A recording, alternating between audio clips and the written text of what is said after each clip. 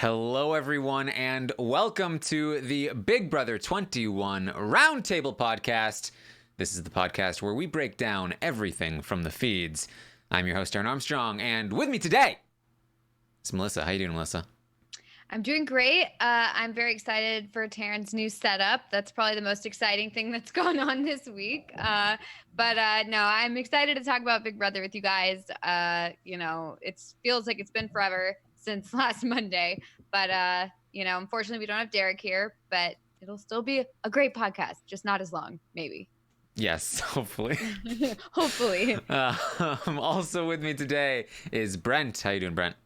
I am excited. I have not been on RHAP for an entire week. I went to Connecticut to gamble my ass off, and I had such a good time. I hit a jackpot at the end, and it was like the best trip ever. I love winning at the end when I'm walking out the door, so I can take all my money with me.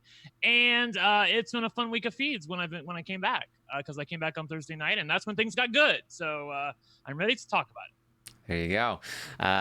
We are here live on YouTube and other places as well, and you can join us in the YouTube chat if you want, and we'll chat along with you as we go here. But we did have, I think, a disappointing outcome in the HOH, though one that I think that we all saw coming in terms of the endurance competition. It was not a wall, but it was close enough, as the people that would have won the wall did just about as well as they were going to do in this strange competition. Before that happened, of course, we did lose Bella in a vote of 8-2, and Bella went home. But then we got to this new HOH competition. We haven't really seen anything like it before, where they're hanging on these wires and they have handles and little footholds, and as they pull with their arm, their leg goes up and vice versa. And they're trying to like hang on. I liked the concept of this, and we talked about how proud they clearly were of it on the episode. Ultimately, I don't think it's enough of a difference from a wall competition, but I thought it was a nice variety, Melissa, to throw this in as opposed to just the wall. Yeah, I think so too. I mean, we've seen the wall so many times, and it was kind of cool to see to see how people reacted to this new system. Because, for example, Jackson, at least, everyone on Twitter, of course, was like, oh my God, they're cheating. Why would they not move Jackson's arms, and everyone else's arms and legs are having to move, and Jackson's not even getting moved. They just want him to win. It's rigged, blah, blah, blah. Well, of course, like Jackson just determined that he's not going to move his arms. He's just going to stay tight like one of those gymnasts on like little rings. And, it was interesting to see the different strategies. I was trying to think like what my strategy would be. And I have no idea, but I think it would be similar to Holly's when she wrapped her legs around the ropes. I probably would do that, although I'd be a little worried that, just like, I don't know, something wrong would happen. It would just like pop your leg off or something. But, it was cool. It was something new at least. So, my favorite strategy was Sam's. Just lie back, have a nice lie down in midair. Yeah. I don't know why he didn't stay there longer. I feel like he didn't want it enough, Brent. I agree. Look, I agree that this was how should I say, a really visually appealing challenge to me. I enjoyed watching this. It was fun watching it on the feeds, and it's fun watching it on the show. It was also great seeing all the different positions, because on the wall it's basically one position, or sometimes people like squat down like James did if you're small enough to do that. Here, I thought it was interesting how Holly eventually won it by like having like one arm and one leg like kind of on the thing up in the air, while the other one was like balancing off to the side. I thought she looked very elegant up there, and I was pleased to see her win this. I know that some people were not, but I felt like I was glad. Look, if we're gonna have to put up with these people, I'd rather them come out of the shadows. Stop being furniture. Don't be a doorstop, sis. And Holly stopped being the lampshade. So she got out, and she's playing the game now, Taran. She's playing the game, yes. And Sis is going to be pretty upset that Holly ends up beating her here, because she really wanted to win. And in particular, Jackson was like, no, Holly, no dropping. You got to win this one. And Sis felt like she was not trusted in that moment. And so she's going to be angry, as Sis is angry. Holly said today on the feeds, yeah, Sis is just always angry at everything, which is very much the case. She's a little bit like wow, now I can't remember her name, from Big Brother Canada 7, the girl she looks very similar to, only she was super sweet, and Sis is like the opposite. Kiki or no, it's the other one. Kiki and yeah, Esty. Estebania. Yes. Sorry. It's because where Esty was like super sweet and didn't do much in the game, Sis is not doing much in the game, but like so bitter about everything in the world. So bitter. Oh my god. And when you just when you want her to keep her mouth shut, all of a sudden she has an opinion about something. Like, just sit there and eat your food, Sis. Okay.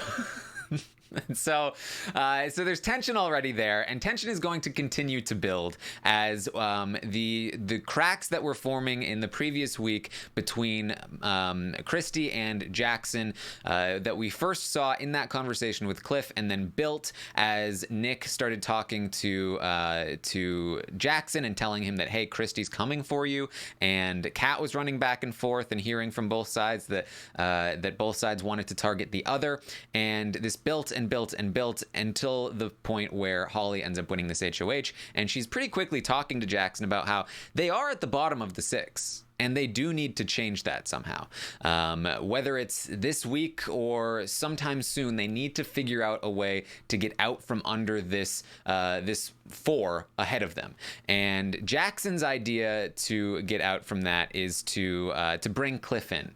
So Jackson is going to be working on Cliff throughout the week. In the meantime, Holly is going to nominate Sam and Nick. There was a little bit of talk of putting Nicole on the block, but ultimately she was in fact bold enough to put Sam and Nick on the block. And Kat is trying to get Nicole targeted throughout this as well. Kat's been throwing Nicole under the bus for the entirety of the week, trying to get her on the block. Now, Kat is also going to do another thing that is a big moment in the week because she's going to volunteer to be nominated for the block in front of many of these 6 shooters as a way to, I guess, hide her relationship with Holly. But it's hard to reason out exactly. I mean, she said she's doing it for airtime, so maybe that also is playing a role here. But she's going to volunteer for the block if there needs to be a replacement nominee. So Kat volunteering for the block, also trying to get Nicole on the block, but ultimately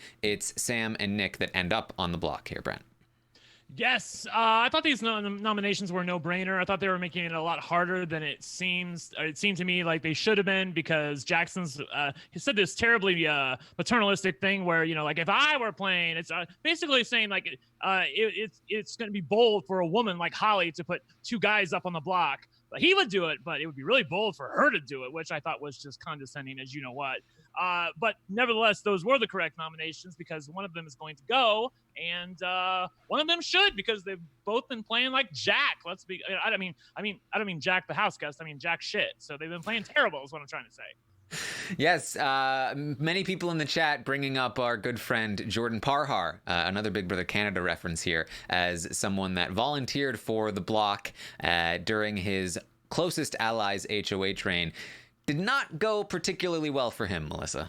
No, I'm wondering if there's any possibility that it could go that way in this situation. I mean, I know that there's a very, very slim chance, if any, that something could happen here and Sam could be saved, but there is a chance. And that's why I don't think that this is ever a smart move. Even if it's like, oh, well, they won't know we're working together or whatever. Like, just don't. This is just not a good idea. There's always a chance that something could happen and Kat ends up going home this week.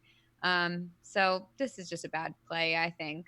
Yes, because Nick is going to win the veto, and Kat is the immediate thought for the replacement nominee. Now, there's some other stuff as well. Kat is going to reveal to Holly an alliance that was formed, I believe, since the last time we podcast. I think it happened after the last roundtable. It's called Cliff's Angels, much to Cliff's chagrin. He did not want it to be called that, and for very good reason, because now Kat is ratting it out to Holly and calling it, oh, it's Cliff's Angels. It's all about Cliff. And she is going to let Holly know about this alliance. Now, I expected this to really start to spread after Kat told Holly about it, but Holly has actually been keeping it to herself. She said to Kat later that she does not want the rest of the six to know about this alliance because she doesn't want them to not trust Cliff, because they really are trying to reel him in to use him to take a shot at the others. But she is using this information to try to subtly get on Cliff's side even more by talking with him and his allies and trying to make sure he feels comfortable. There's also a funny moment that I described this morning where Holly is asking Kat, you didn't tell Christie though, did you? And she was like, I know, I thought I did. Wasn't she there when I told you? Was it? Why would you tell her? What do you mean? What do you mean? You don't know? Did you tell Christie or not? Hold on. I thought I did. No, I definitely didn't. Okay, good, because if you tell Christie, the whole house knows. So that was good. So with Nick having the veto, the question becomes who is going to replace Nick on the block. The immediate thought, of course, is Kat, as she volunteered, and that was a good option for the six shooters. However, Kat has been working very hard to throw Nicole under the bus, and Holly is very anti-Nicole at this point. Kat has been saying that Nicole is not on your side. You don't want Nicole here. She is shady. She is somebody that you want to get out. And so Holly is starting to consider, I've been having some good talks with Sam. He hasn't been associating with Nick too much. Maybe it's worth trying to keep Sam and grooming him as somebody that I can use to take a shot at Christie and Jack and those people. Maybe this is worth considering. Maybe I should backdoor Nicole. And she floats that idea out there, but Christie says, no, Melissa, no. It's gotta be Sam. We can't leave Sam and Nick in the house, of course. Yeah, I feel like that makes sense for Christie. And it's all just a bad situation all around because I don't want either of them to go. So it's frustrating. Really? Oh, no. What? What?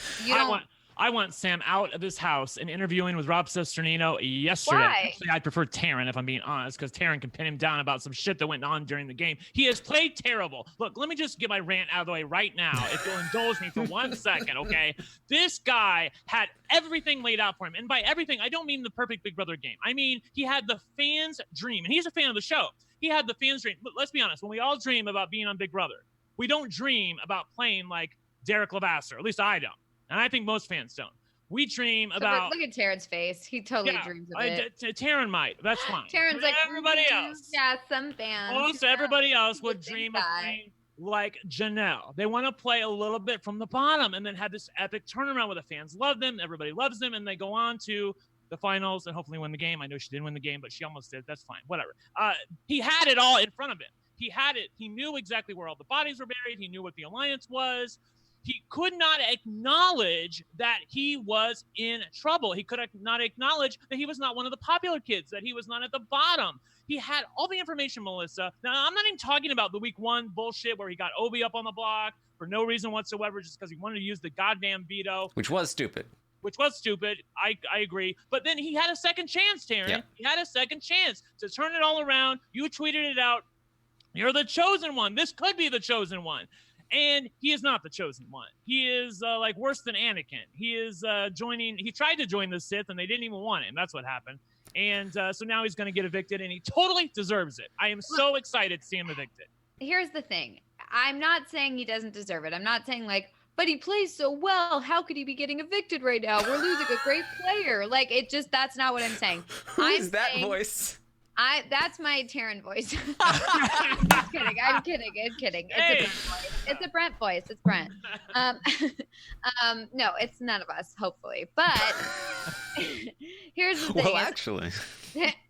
Here's the thing. I don't think Sam is like an amazing player or anything like that, but I do think that he's good at competitions. He could win Veto. He could win, HOH, whatever.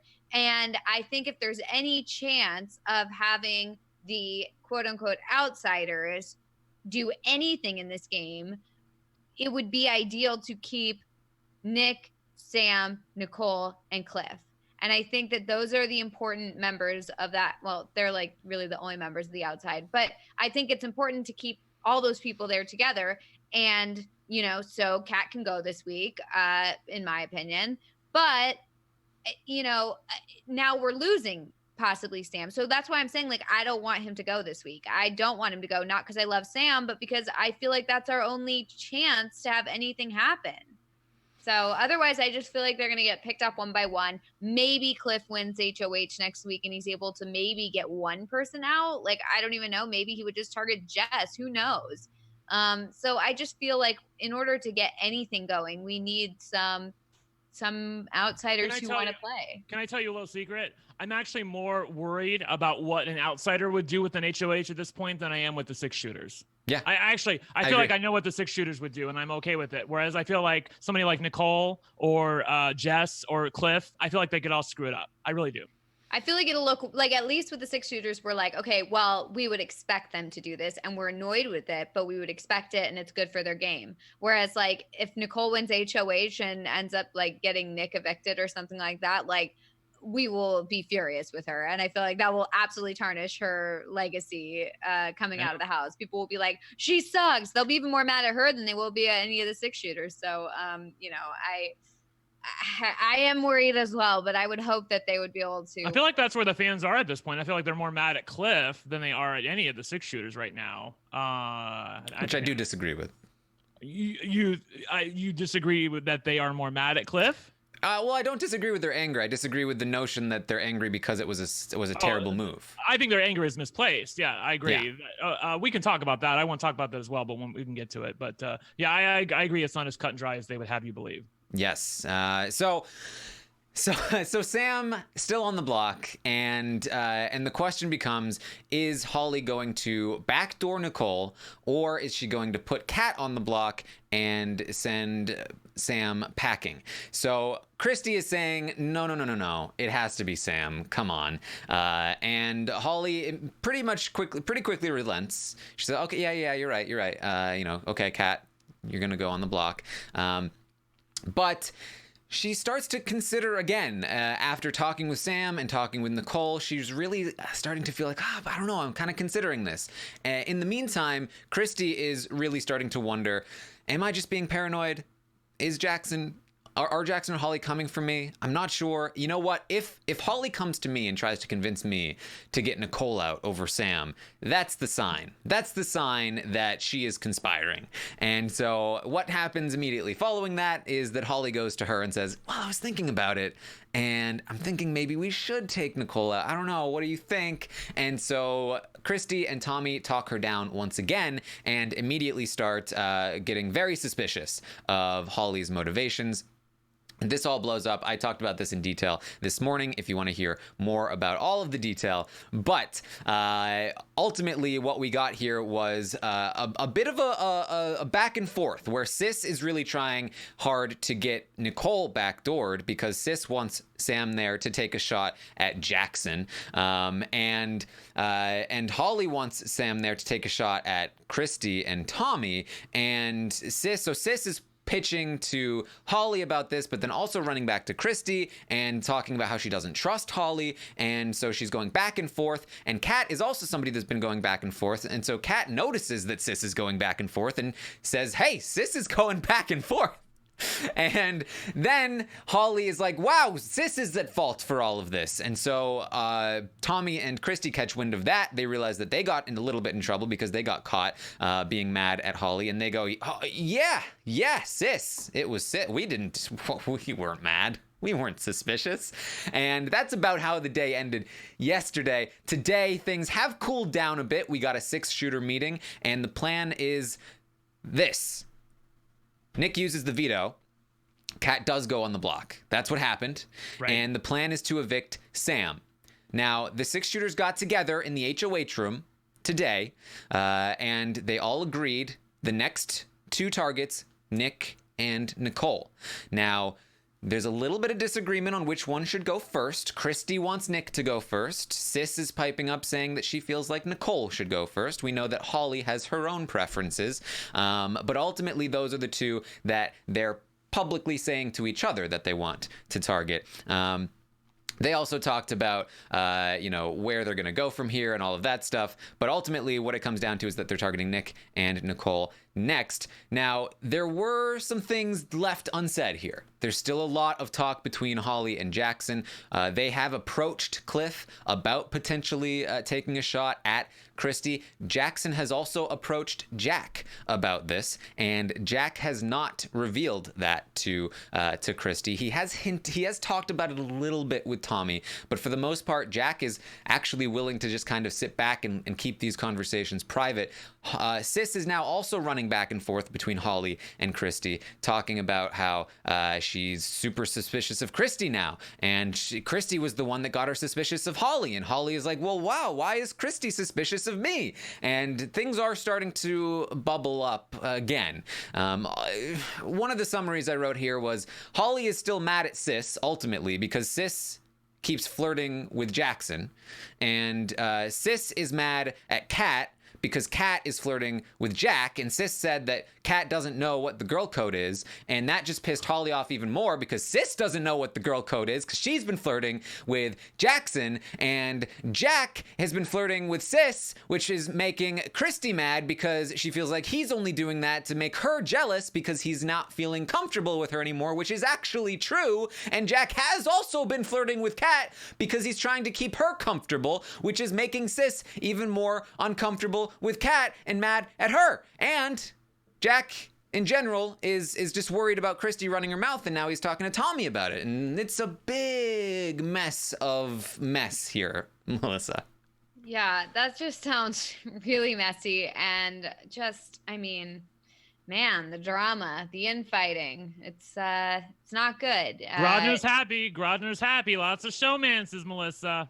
Oh God, that's like literally the worst part of Big Brother. Like no one wants to see that. So no one cares. It's very, honestly, that's really how I feel. That's how I felt this whole week. Is like I don't care, like at all. I don't care. This week can come and go, and I don't care what happens. Once we found out the HOH, I was like, okay, well, turning everything off. Like who cares anymore? I just feel like it just doesn't matter. Like none of it matters. And that's like not the way I want to feel about Big Brother. I want to feel like it matters. I want to feel like there's a reason to tune in. And I don't feel that way. And I know it's like, oh, well, just wait until the 6 shooters turn on each other. But it's like, we just had that for Big Brother Canada. And it's like, when can we have a season where it's not just waiting till the end game so we can finally watch Big Brother? It's like, I don't want to have to sit here through these boring slogs of a week where nothing happens, and we just, we get an episode that's just kind of like middle of the road, maybe like a silly little cucumber segment, and that'll be what we get to look forward to. It's very disheartening. It's like, I don't know. I've gotten to the point right now where I just don't really care, and I'm hopeful that next week I care, but right now I do not, and it's sad. Yeah.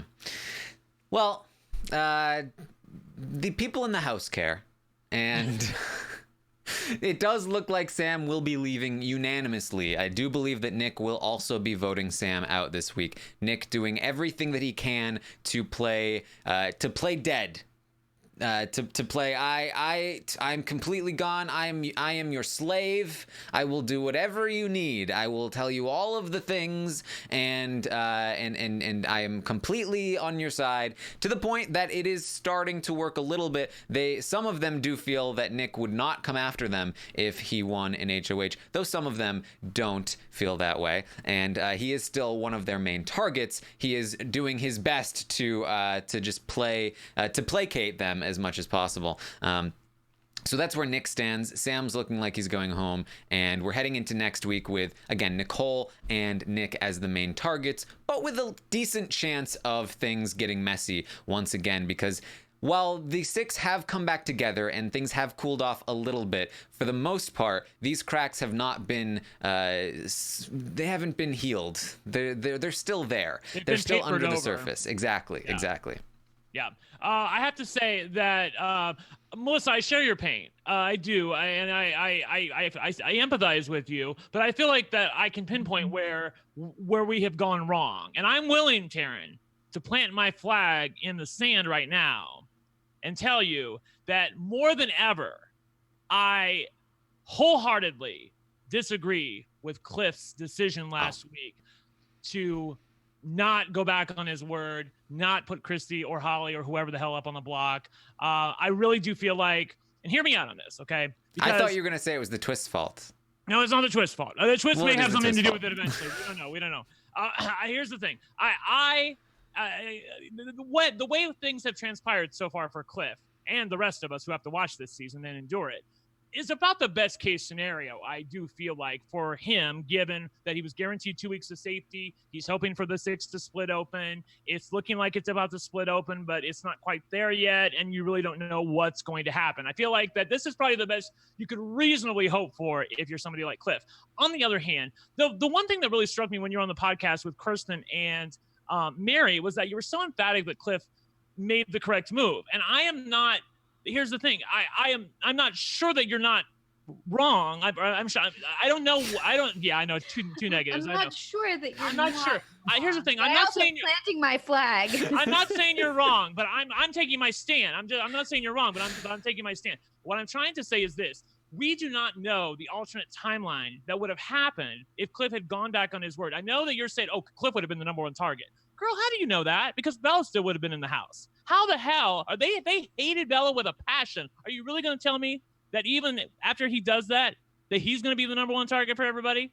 I don't think so. I think they were going to put Bella and Cliff up on the block if that happened. Bella would have been evicted. Cliff would have stayed. But in doing so, in putting Jack and what would have been like Holly up on the block, you force the 6 to pick a side. You force them. That's 4 days of them campaigning against each other. Holly's people, Jackson, Kat, Jessica, they're all campaigning for that side. Where Jack's side, Christie, Tommy, they're campaigning for him. Nobody gets what they want. Eventually, they have to take a stand. And what comes out of that is what then I feel like would propel Cliff and the rest of them into a more vibrant season where he has more of a chance to play. As things stand right now, I feel like things are still a little too settled for him to gain a foothold in this season. And if he goes on to lose it, I will point back at this and say, I told you so. Okay.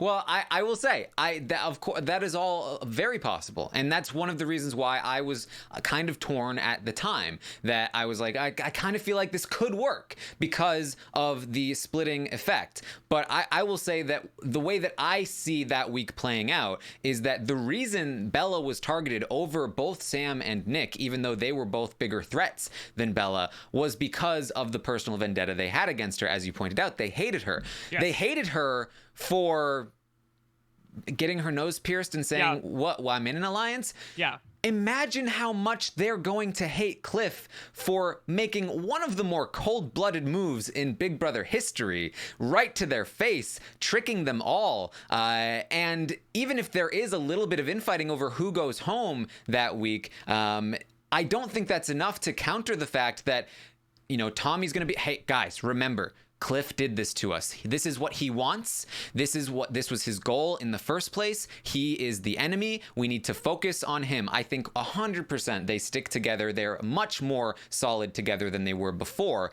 because they now have a common enemy that they're going to fight against. And I think that the Cliff is number one with a bullet. Not only are they angry at him the most, but he is also the biggest threat of all 4 of those people, along with Nick, Bella, and Sam. And with Holly ultimately winning this HOH, as I predicted that one of them, like Holly, would, I do think that Cliff would probably be going home this week if he had made that move. Here's the thing. I just feel like that as an older player, and we talked about this last week with Derek, and I can't remember who was in the chat. I want to give them credit for saying, maybe it was Bill Hall, I can't remember, who said, as an older player, you have to play a riskier strategy. You have to play balls out. You have to really go for the pot and poker. And it is the riskier move. That we don't know what the timeline would have looked like. We don't know what the house would have looked like if he had done that. We don't know how mad they would have been at it. I will say this, though. I've been impressed with how basically him putting up Jack and Jackson is like, did that even happen? Like, cause like they're totally fine with Cliff now. So like, but and of course that's because they both stayed, but he still took a shot at them. And yet it's like not even talked about with them. So I will say this for Cliff on behalf of him. I'm not totally coming for him though. On behalf of him, he picked a path and he has stuck with it. He has stuck with it to the point where he's talking about my word and, it's good. And I'm with you guys. And if you need me, I'm here for you. And I'm all for that. That's great. I will say this. Also, Holly's problems this week stem from the fact that she didn't know what the hell she was doing. She did not have a path in mind. She put up Nick and Sam on the block, but then immediately is thinking, well, what about Nicole? Yeah, Nicole's definitely a possibility. But if you wanted to do that, I feel like you should have put Nicole up with Nick or Sam in the first spot. Just play it more ballsy. That way you at least give yourself an option, because as things stand right now, I feel like you're going to be forced into a situation where you either reveal your hand like she did with Christie by trying to effectively campaign to get Nicole out of the house over Sam and use Sam as a weapon against them, or you're going to have to get Sam out of the house, which, yeah, that's kind of good for you, I guess, but it's not really going to help your cause if you're really at the bottom of the six as they feel they are. So that's her problem, that she didn't pick a path. So I'm giving Cliff a higher score in general as far as picking a path, because he at least committed to something. Even if I didn't agree with the decision, he committed to it, whereas Holly has not. And I got problems with that. Yes, and I to be clear, I do think that Cliff made the right move. It was the move that I felt was the stronger move at the time. I feel like it's played out in that way, but that doesn't mean it was 100% the right. I don't know what would have happened if he had gone the other way. Maybe that would have turned out better. I personally feel like it would not have. But I also want to say that I don't feel like this is Cliff's fault. I feel like this is the fault of the twist. Cliff tried to take the shot.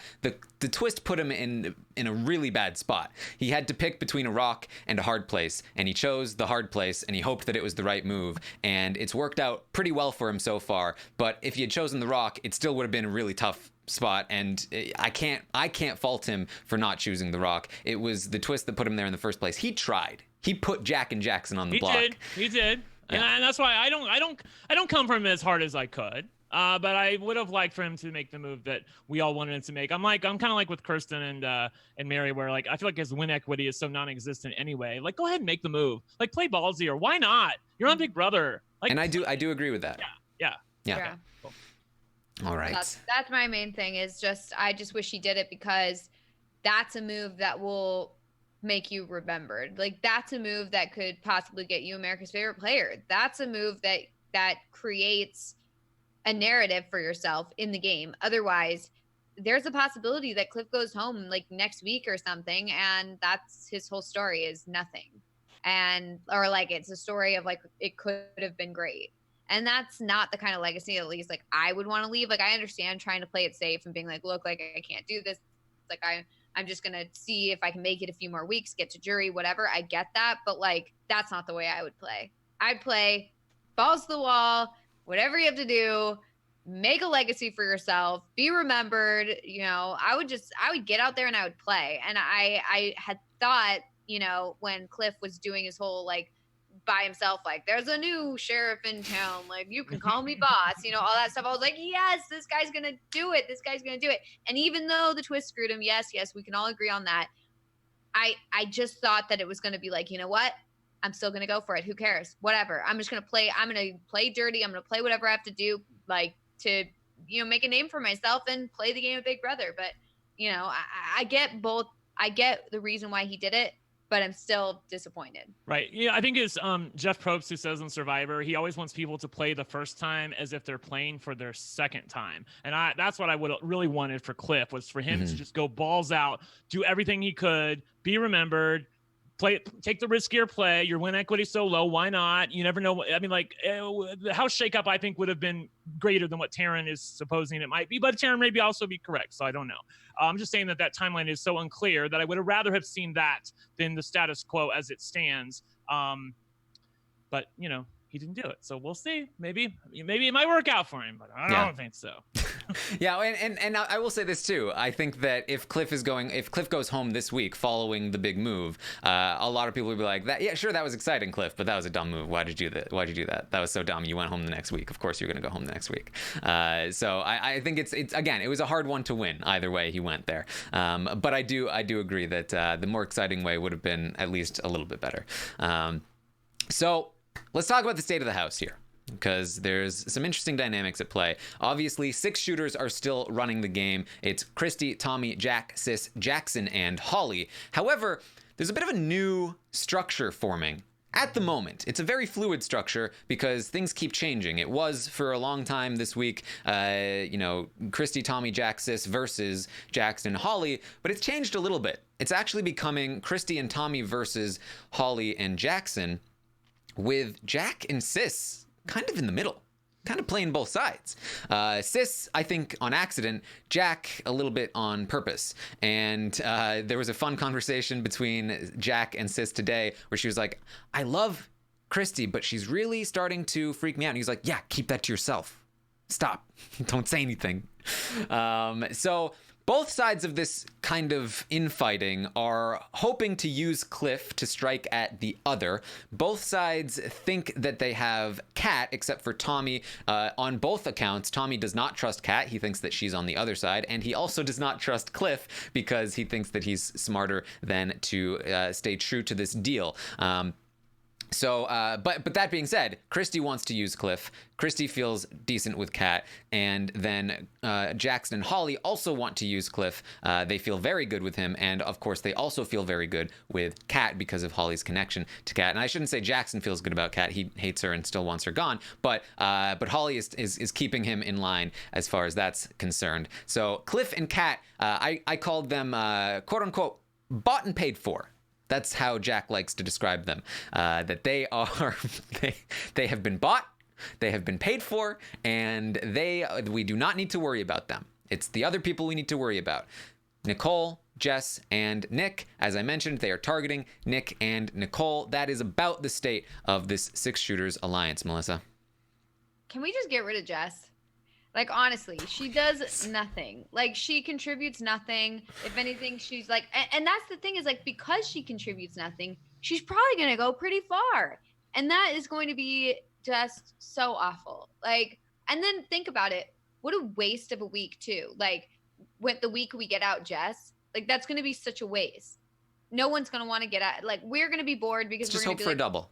Get her out. Yes, like Yep. she's got to go in a double. We just got to get her quick out because I don't want to see a week of Jess not doing anything to like, campaign or anything. Just like totally useless. Not that Jess could hold a candle to Peely from Big Brother Canada or Nikki from Big Brother Canada, but both those people were like odds-on goats to go to the end, people that would have been taken far in the game, but through the mechanisms of the game and the structure of when people who are off the block and they win the veto and you veto them and other people are safe, like they ended up going home when they probably shouldn't have, and I don't think probably would have if not for that. So, even the great Victoria. Yes, exactly. She was going to go home with, at the final five, if not for the reset. Yeah. So I do think that there's a chance that Jess could go home in a scenario like that. But we're going to have to get lucky, Melissa. Otherwise, she's sitting in the final two, maybe final three. Jess is so awful. Like, she's not doing anything. I had high hopes. Like her interviews in the beginning, her first 2 weeks, her first couple weeks. I just felt like she's willing to do something. She seems to be willing to play. What happened to her? What for real? That she from my perspective, Melissa, it's like she was playing the game. She thought no one noticed. Then she got caught. She somebody ratted her out, and so thus she got put up on the block. She was like, huh? And then she's like, forget it. Never again. Never again. I don't play anymore. Everybody's honest. I trust Christie. She's a straight shooter. Oh. Yeah. And then anytime people are like, oh, yeah, there's an alliance. She's like, no, there's not. No, it's not. Those six people. No. Yeah. And then she got into that argument with Sam last night and was just so annoying. It's so annoying because everybody in the house besides Jess knows that those six are working together. I've never seen in a Big Brother season where everybody knows that this like sort of secret alliance is all working together. Like Nicole, Cliff, they all know about the six. They all know about the six. They know who's in the six. Like, whoa, I've never seen anything like this where it's just accepted that they're all working together. And they're like, but maybe I can get in. Yeah, I know. And I know that y'all are coming for Nick on Twitter, but I do feel like he's playing it about as well as he can. I mean, he can't. What do you want him to do? Go up to the six of these people and say, I'm coming for one of you bitches. I'm coming for all of you. Like, he has to kiss their ass. He has to. And then hopefully cut them off from the inside. But, we don't know. I'm praying for a diary room of Nick. Like, I'm getting these bastards back for Bella. I feel like I do think that he feels that way. I do think that he wants I don't revenge. know. I feel like I he feels. just I feel feel like like he's that- buying Tommy's bullshit. Yeah, Well, that's the thing. I don't know. It's possible, but I feel like I don't know. You know what? I have faith. I think he's. He could be useful if he might be absorbed into the Christie Tommy side of things and be useful if he wins HOH and pointed at Jackson and Holly. I mean, that might be the extent of what we could hope for with Nick. Yeah, I think he has to win HOH. I think that if he doesn't, and Christie does not decide to turn on Jackson next week, I think that she will, with her power, ensure that he goes home. She seems to be dead set on that at the moment. But if he survives that, then maybe we'll talk about it. So there's also, of course, Cliff's Angels, but it's not a real. I can't even believe we're bringing that up. That's not even real. I can't. I mean, I know you have to bring it up, but come on. I was really glad that Holly didn't run with this because I saw that Kat told her, and I was glad that she basically kept it to herself. I couldn't tell if she wasn't threatened by it, didn't care, didn't really believe it was a thing, or if she just didn't want to sully Cliff's name with the 6. I know that's what she eventually said, but I felt like there were maybe multiple. I feel like they're just like, this is not anything, and even if it was something like, okay, Kat and Jess. I think Holly thinks it's a thing, but because Kat portrayed it as a thing, but Kat was like, no, it's not really a thing. So it's like, I don't trust Nicole, and Jess. It's Jess. I do feel like Cliff has my back, but it's not a real thing. So of course it is Cliff, Nicole, Jess, and Kat. That's Cliff's Angels. Relevant, I think, only in the sense that it could completely trash all of their games if this gets out to a wider spectrum there. All right. Anything else that we need to talk about before we get to the stock watch? Is there anything I want to talk about? I don't know. I'm hopeful for the state of the house and where things are. I'm hoping that the wounds that have not been healed yet, I hope that they are torn open and not papered over. But I am, after being burned by the last 2 seasons, I'm with Melissa. I'm like, at this point, show me, don't tell me. I don't want to hear about what you're going to do. I want to watch you do it. So until that happens, yeah. Yes, I'm expecting something along the lines of, next week things continue to escalate and maybe a shot gets taken, or maybe Nick goes home and then the shot gets taken the next week, because I think with Nick gone, I think they'll feel relatively comfortable doing it because both sides think they have Cliff on their side. This is assuming Cliff doesn't get caught, which is very possible given how Kat has been behaving in the house. But if Cliff does not get caught, I do think they would take a shot after Nick is gone for sure, because there's no threats left. It's just Nicole and Jess and Kat and Cliff. And Cliff is the tool that they want to use to help beat the other side. So I do feel like that's coming, but I am concerned about, mostly about this field trip twist.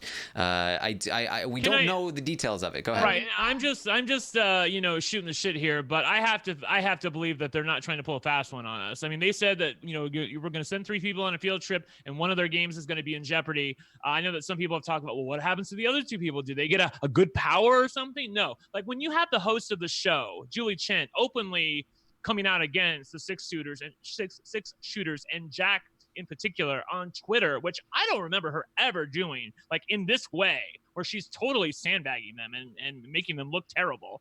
When that's happening, I feel like the producers of the show, they know what's going on. They want to get, I feel like this is their effort, misguided as it is, to give the fans what they want, which is an opportunity to get Jack or Jackson out of the house. Like real tea, that's what it is. I feel like that's what it is. But that is also something that concerns me a little bit, because I feel like, depending on the nature of this, if say Christie, Jack, and Jackson end up as the 3 that get sent on the field trip and one of them, ends up in danger, let's say that person is Jackson, or let's say it's Jack, and maybe Jack is a 3rd nominee, he's not getting voted out. It's very unlikely that he gets voted out in that spot, and then nothing comes of it, except that now they are more scared of like, no, we gotta really tighten the ranks because a twist could come screw us at any moment. That tends to happen with these twists. Or almost worse is that one of them just like straight goes home if they lose a competition or something. Let's say it's, I mean, even Christie, but particularly Jackson just goes home because of that twist. Now all of the infighting is just, and now Holly can freely join the rest of the 5 and have Kat, and all of the tension just dissipates because Jackson is just surgically removed from the equation, and he is a key piece of all of the tension. So that concerns me. Now, we don't know what it is, and we don't know that that's the result that it will have, but it is something that I worry about, because that's what I worry about when they talk about twists, because they don't tend to do them very well.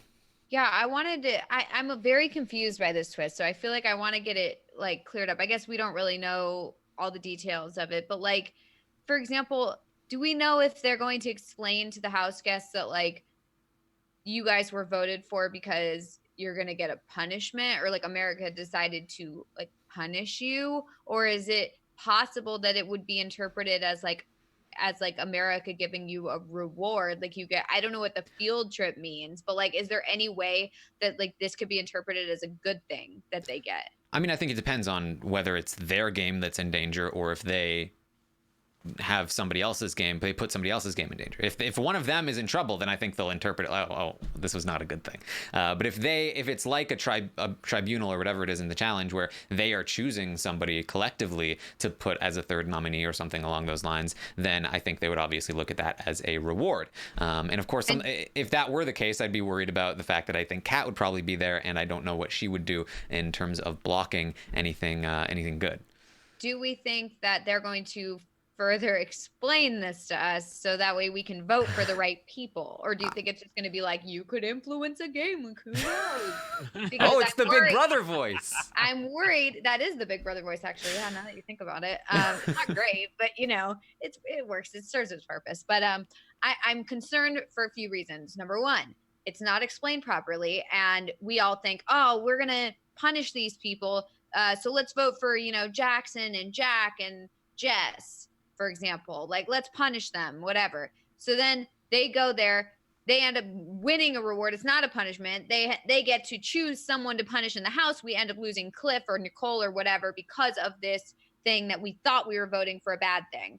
Okay, so there's that option. Number two is it's posed to the house guests as like, America voted for you, and now you're going to get to do this thing. Oh, it turns out it's a bad thing, but maybe America didn't know that. Maybe they think that they think that they have been selected for this reward, and because we love them, then that influences the rest of the season, because then the outsiders and stuff are like, oh no, America loves these guys, we have to work with them.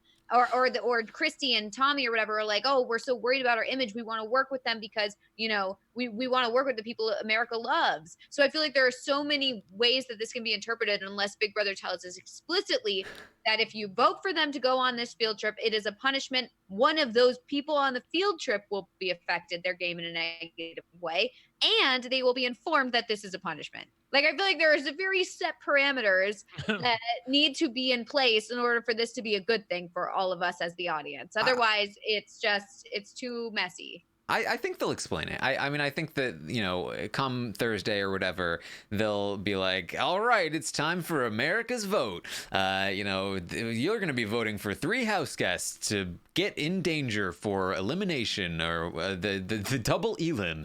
And so Where did get that ready. come from? Who started saying that? I can't even figure that out. I hear Jack saying it a lot. It might have come from him, but he's really infected everyone with it if it was. See, but what if it's a situation where it's like, okay, they get to go on this field trip, which is like actually a fun field trip. However, one of them's game is in trouble. Melissa, the producers want their pound of flesh. They want their big moment. I'm just saying, like that's possible. I'm with Taran. That's like a fun field trip, but then one of them is up for eviction. Like, and then it's like, oh, but America didn't know they were punishing us. They thought they were giving us a reward. Oh. And so then they're like, we're the good guys. And then everyone thinks they're the good guys, and that's what happens. And I feel like that is like, we need me as the lawyer to come in and be like, okay, so notwithstanding the board. Melissa's like, hey, fine print, everyone. Yeah. That's the thing. You've got to read the fine print. You've got to read the disclaimer. You got to have, like, in the event that XYZ wins such reward, before going, you will.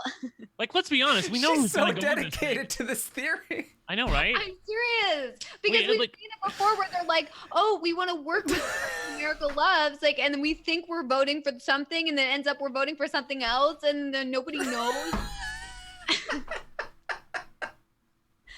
Brent has left the building.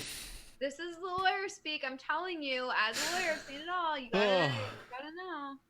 Brent would not be able to match you in a courtroom, Melissa. Thank God I'm not in the courtroom. But see, this is relevant to me because I look at, contests, sweepstakes, voting, all that sort of stuff. You have to have the rules very specific, and all the ads need to fully disclose. They can't have misleading advertisements here. So, just saying. Yes. I want to know exactly what I'm voting for here. Right. I agree. Hopefully they let us know. All right. So, to change the subject, do you think there's any chance that Kat goes home this week?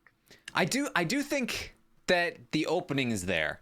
I don't think it's likely at all, but I can see a path, which is more than I can say for a lot of situations, because Kat has been running back and forth between Christie and Holly, and Tommy has already expressed that he is kind of catching on that Kat and Holly are close and they're talking a lot.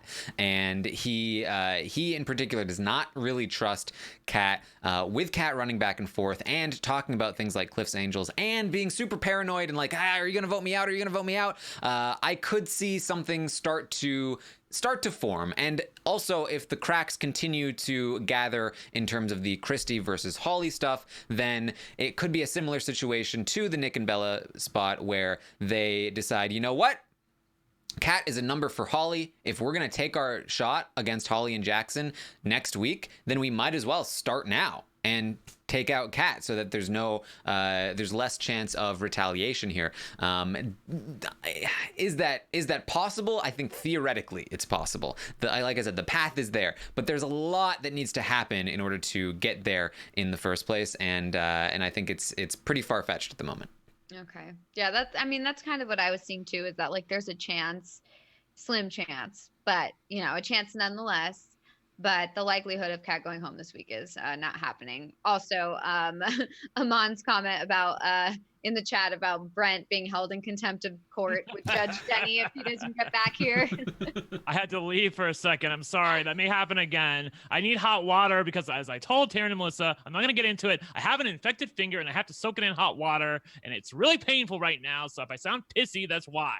Yes, if these were the live feeds, then we'd be zooming in on that finger, and Jack and many other people would be surrounding it and poking at it and like, oh, and I would be like, turn it off. All right, let's talk about the stock watch. Let's give these players some ratings. I'm going to bring that up here. Here it is. Now you can see the document too. Yes, everything looking well, looking not sick. All right. So let's rate some of these players. We're gonna start with our HOH, Holly.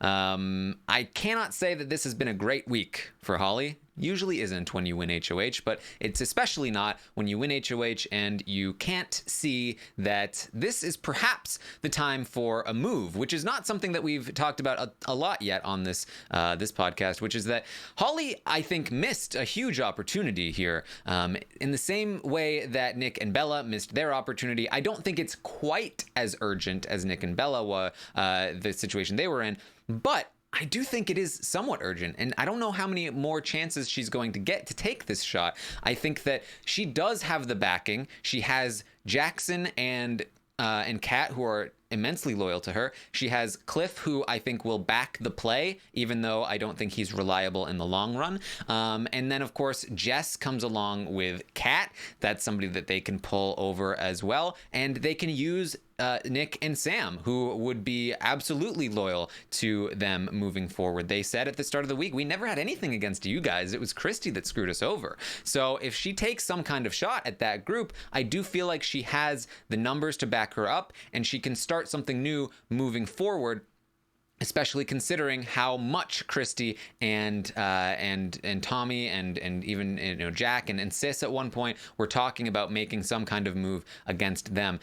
So I do feel like this is something that she should have considered, or really at the very least, putting Kat on the block was a risky move here. Where, like I said, if they were taking a shot at her, this would be the opportunity. She is baring her neck, like, hey, if you want to take the shot, here it is.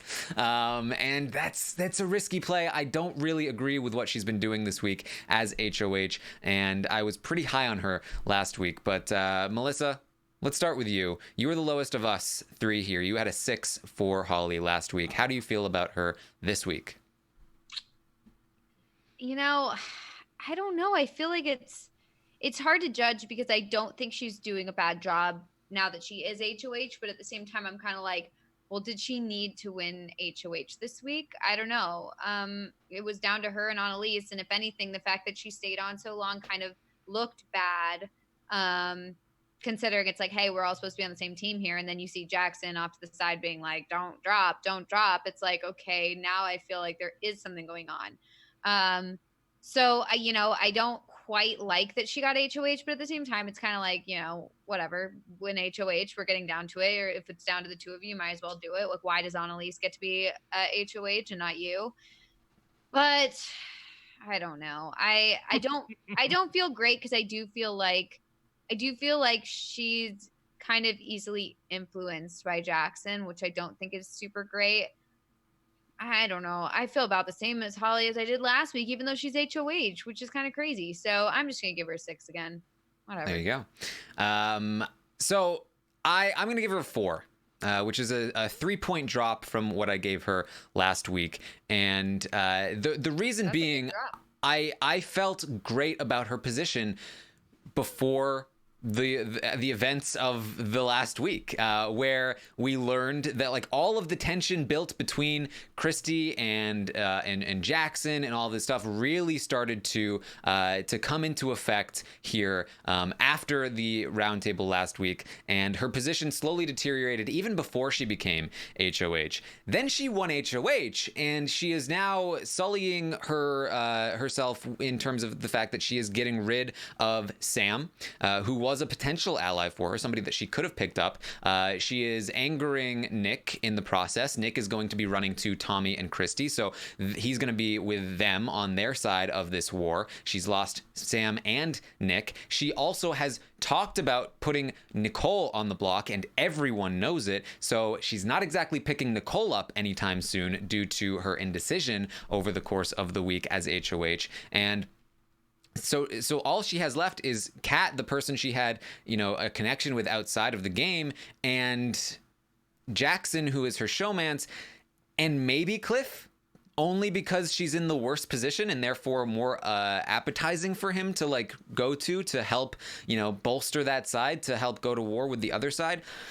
But man, it's a bad spot. She's lost. I think she did the worst possible thing that she could with this HOH. I think that she and it's not all her fault. The fact that Nick won the veto really didn't help, but I think this is the worst outcome that she could have, other than just going completely crazy and trying to take Jess out or something. And so I feel like she is going to be isolated, even if she tries to take a shot. I don't think it'll work. If she doesn't try to take a shot, I think the shot's going to get taken at her, and I think that she's going to be in a lot of trouble. I really have been disappointed in Holly this week, so that's why I went with a 4. Brent, what do you think? I mean, I'm going to drop her. It's just how far do I drop her? Here's the thing. I feel relatively good about her decision to win HOH. I know that she had to fight it out with Sis, but on the other hand, at some point, I feel like you do have to prove yourself. And I was okay with her winning HOH this week. There were 2 obvious nominees. She knew who they were. She didn't make it complicated. She put them up on the block. I was hoping that she could do that and then fade back into the background. Now, I will blame her in part because, as I said, she didn't really pick a path. She didn't know what she wanted to do with this HOH. Do you really want to get one of these guys out, or do you want to get somebody else out? Because if you want to get somebody else out like Nicole, it behooves you to put her up on the block from the beginning and just tell people, look, I don't want to take the chance that Nick wins the veto or something. I want to give him the least chance as possible. So I'm going to put Sam up on the block with Nicole. I'm going to leave Nick off the block. That way I can backdoor him. Just sell them a load of bull if you want, if that's what you want, and eventually get Nicole out of the house.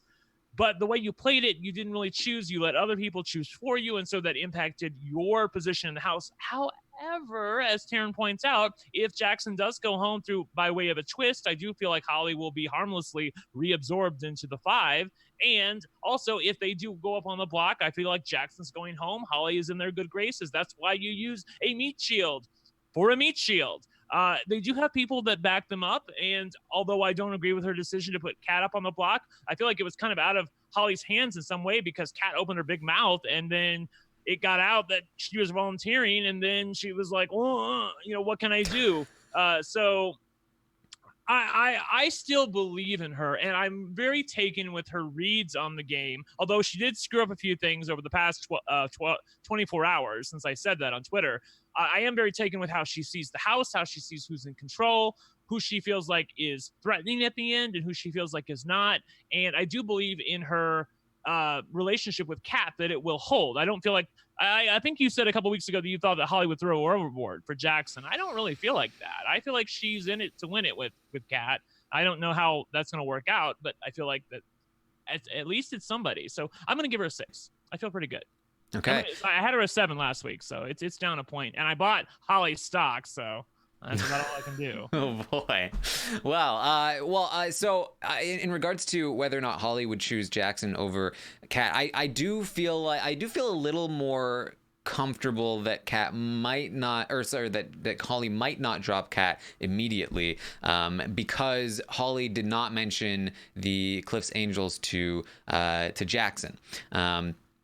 And so I do feel like there's a little bit of leeway there, but I still feel like she would drop Kat if she needed to, and I don't think she would really go out on a limb for her. I also wanted to get your take, Brent, on their conversation where they mentioned that, oh hey, now we can talk about knowing each other now. We're allowed to talk about it. That was weird. I mean, I feel obviously vindicated by that, because I was telling you all that before the season even started, that these two bitches knew each other and that they were plotting and scheming from before even going in the house. So I mean, it's hard. It's hard for me to believe that production didn't know about it, because I knew about it. All they have to do is listen to RHAP if they want to know the tea. So I feel like it was probably a mandate from production to not discuss it on the feeds, because they already have to listen to people bitch about how it is unfair for Christie and Tommy to know each other. On the other hand, Grodner said at the beginning of the season that Tommy and Christie know each other like summer camp, which a former Big Brother house guest and I talked about on Twitter DM. Like, how pathetic is that they're excusing their shitty ass casting with their theme from the summer, like, oh, just like summer camp, people might know each other. Yeah, I know, right? Who is that? I don't know. But it's so bad. Casting it's so bad. Was so messy and bad this year. It's kind of embarrassing. It's just not really professional, I feel. It's like, do your due diligence and make sure that these people don't already know each other. And I think the only reason they addressed the Tommy and Christie thing is because there are so many pictures of them together. I think that if there were a lot of pictures of Kat and Holly together, I think they would have said something about them as well. Because, they said like, oh, people may know each other, for example, like Tommy and Christie, and then they never brought that up again. Like, the people who are saying, oh, well, that was intentional. Like, it's not intentional. That's not intentional. They're trying to put this under the sweep it under the rug. They noticed that they did not have, like, they tried to have as little of as little of Christie and Tommy talking about knowing each other as possible around the same period that they talked about Kat and Holly knowing each other, to make it seem like forget about this other thing for a second. Yeah, right. Just come to the realization, maybe on your own privately, that, oh wait, there's two people that know each other now. And don't forget that totally Jackson followed Holly on Instagram before the season even started. Yeah. Like, he was aware of who she is. So come on. And those connections are also having them. Those connections, the twists, all of these things are really coming together to give us the season that we've gotten so far. I'm really hopeful that they the game. Yeah, it is impacting the game. I'm really hopeful, and this is not. Look, I'm sure, as I said before, Robin Cass, I'm sure, and her team do a fine job. They try. I do believe there are people on their team that try their hardest, that they're doing an honest day's work when they're trying to cast this show. However, I do feel like that they would do well with some fresh blood. And I was reminded on Twitter yesterday that the person who cast Big Brother Over the Top, which has an amazing cast of people, all of whom felt like real people that were hungry as shit for that money, and they were only playing for half the money that they're playing for here, were all cast by somebody who was not Robin Cass. They were why are you? This is a quick court in the chat. Give production a break, guys. It's clearly very difficult to find 16 Americans who don't know each other. I know, right? No, that's, there was a guy, Jesse Tenenbaum is the guy who cast BBOTT, and I wasn't aware previously that Robin Cass didn't cast, or at least I forgot it. So yeah. I don't know what's going on. And again, she doesn't have all the say-so over the season. I know CBS has a say-so because she also cast Big Brother Canada, and I enjoy their cast. I get it. But nevertheless, Big Brother, this is just your daily reminder in case we've forgotten it, because I know that many of us try to forget, not you two I'm talking about, just people in general, try to forget that the first 4 people actually eliminated from this season were all people of color. Did we all remember that? Did we all forget that? I'm hoping that big smear on this season is the impetus that drives them to replace the casting team. I really, really hope so. I know that JC, and I dare to bring up his name, was talking about it on his show, Small Talk with JC, whatever his name is, and he was talking about it with Bella, where I've heard good things.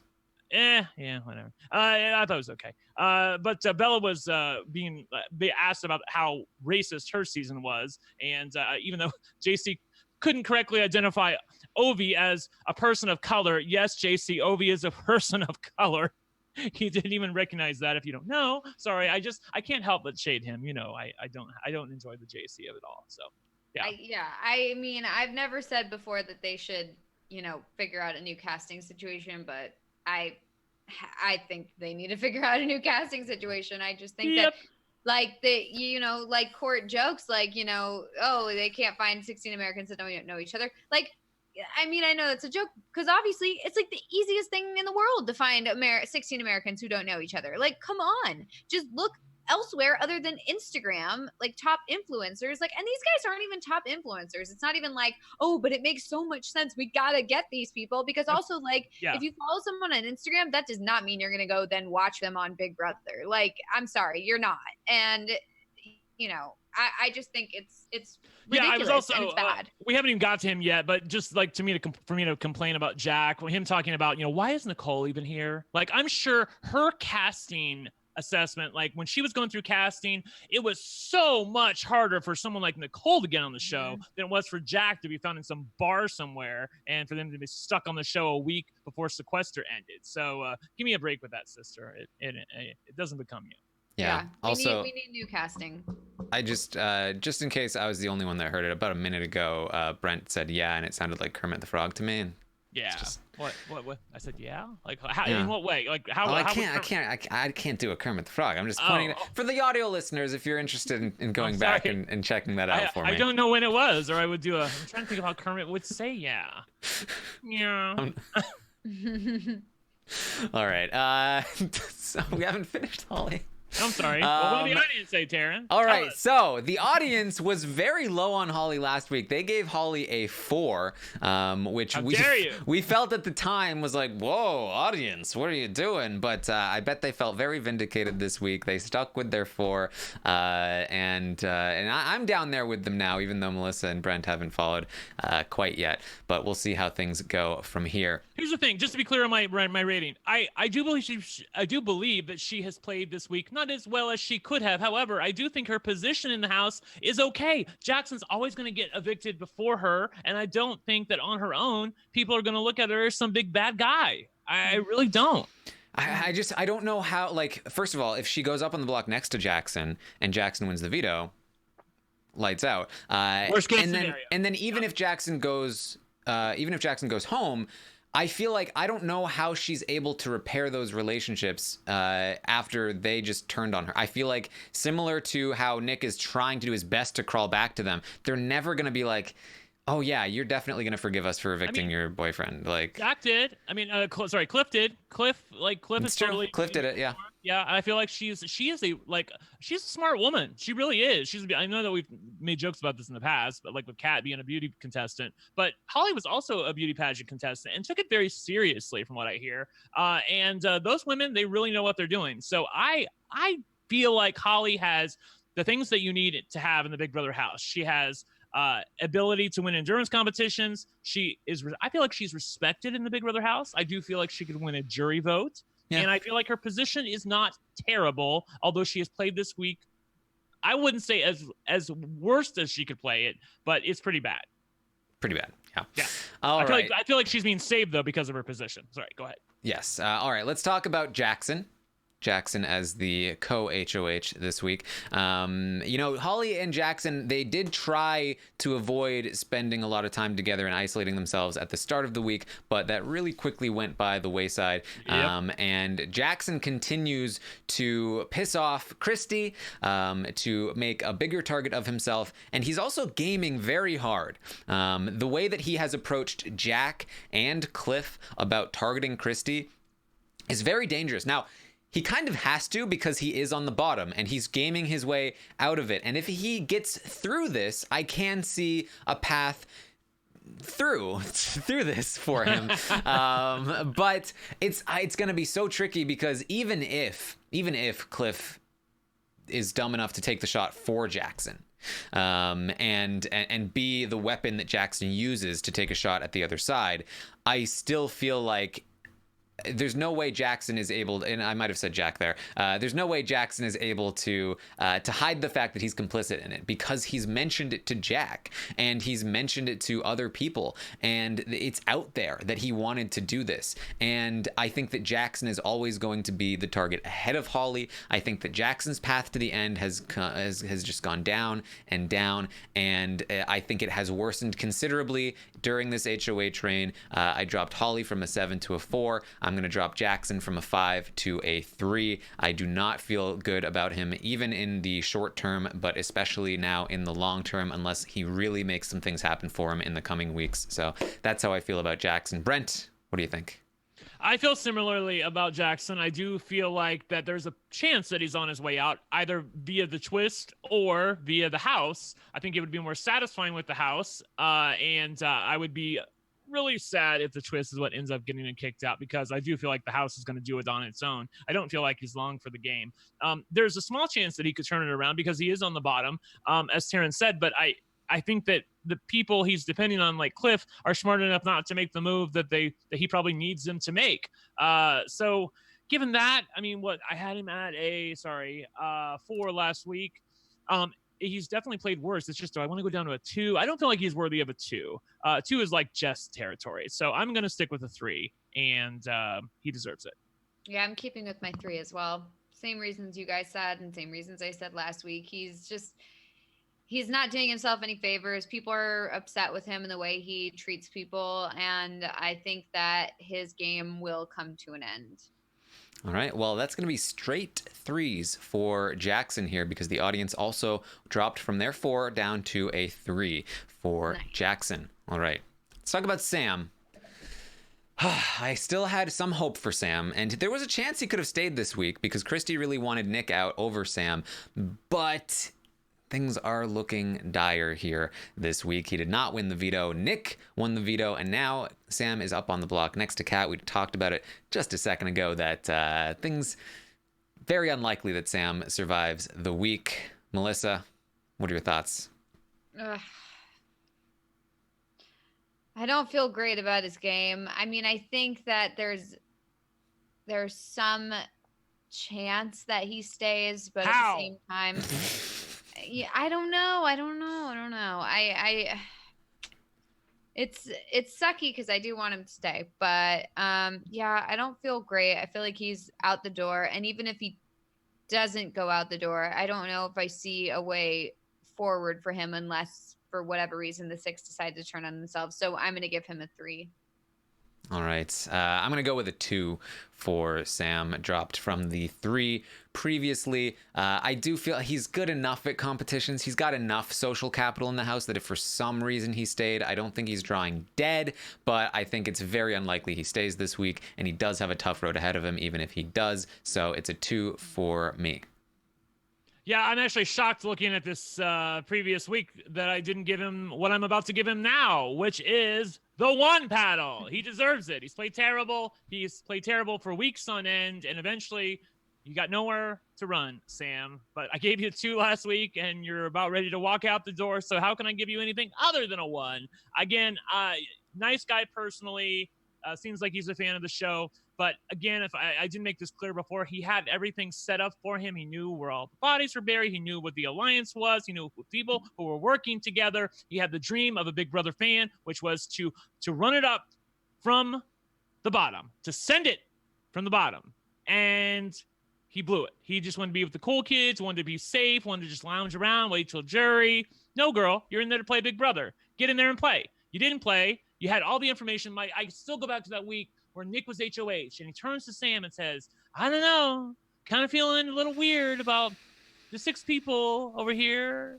And what do you think? And this is before everything blew up with Nicole. And Sam was like, no, I think they're fine. They're not coming for you. I think he even said, like, are we just doing their dirty work?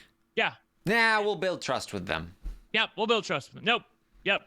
Sam, you deserve it. I'm so satisfied he's going home because he totally deserves it. If I play Big Brother this badly, y'all be satisfied that I'm going home.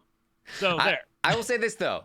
That those were past weeks, and I actually do feel like this week he has done a halfway decent job of campaigning for himself. I think it was clever of him and Nick to completely separate, even though it's largely symbolic. The fact that Nick isn't campaigning for him was a good strategy, and he did a decent job of convincing Holly that she wanted to keep him in the game. He ultimately lost the battle, but I think he did much better than most people do in this circumstance. So I wouldn't personally go down to a 1, but it is Brent's right as his paddle. Send it.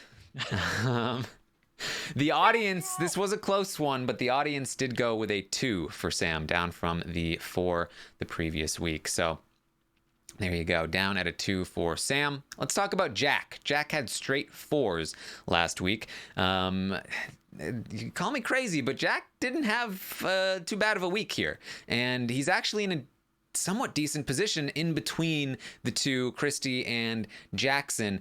He's souring on Christie a little bit. Christie is also souring on Jack a little bit. Just today, she was talking to Tommy like, you don't still think we're taking Jack to the finals, right? Like, that's not happening. There's no way. And granted, Christie has done this in the past, but and then come back around on Jack, and maybe when he gives her more attention again, things will change once again. But that's not great. But in general, it's not like she can do anything about it because she's still got Jackson to deal with, and she's still got Nick to deal with, and all of these other people. And so Jack has actually managed to find himself in the middle of the dominant alliance, perhaps still one of the more visible targets in terms of if somebody else happened to win and took a shot. But with Christie becoming more and more of a target, perhaps not quite as much. I don't know, Brent, what do you think?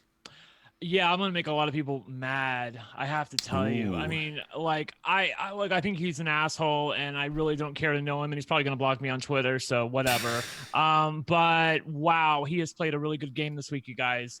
He has played well. I'm shocked that he is able to keep the secrets that he's being asked to keep to himself. He doesn't needlessly stir the pot, which is what everybody. Hello, sis. What everybody does who has a secret in the BB21 house is they stir the pot. I was really, really pleased. I don't know if it's growth or it's just his natural. Now that the people that he obviously didn't like are out of the house, he's just playing a little bit better and not acting like such a condescending asshole, although we do know that that's a part of him. But this week alone, and given his position in the house, I'm really sad that I did not buy some Jack stock. I'm going to give him a 7. He is running the shit out of this game from behind. I don't feel like he's in front. Even it is amazing to me that a guy that looks like this, that's as charming as he is within the house, I know we all hate him, but he's charming in the house, is as relatively as invisible as he is to everybody right now. Nobody talks about Jack for the most part. I mean, Christie was talking about him today, but that was only in the context of we're not going to take him to the end, right? I mean, no one's coming for him today. It's just, it's. I don't know how you do that. I don't know how you look like that and don't think about him as a potential target. But that's where he is right now. So it's a 7. 7 from Brent. Melissa, what are your thoughts? Yeah, I think he's playing this week better than he had been playing in the past. So, I'll give him that. But I do feel like, first of all, this field trip thing could hurt him. Second of all, I do think that he is still seen as a threat. Like, yeah, like this week maybe he's kind of like faded into the woodwork, but I do think that like next week it's totally possible that he's right there up on the block again. We don't know.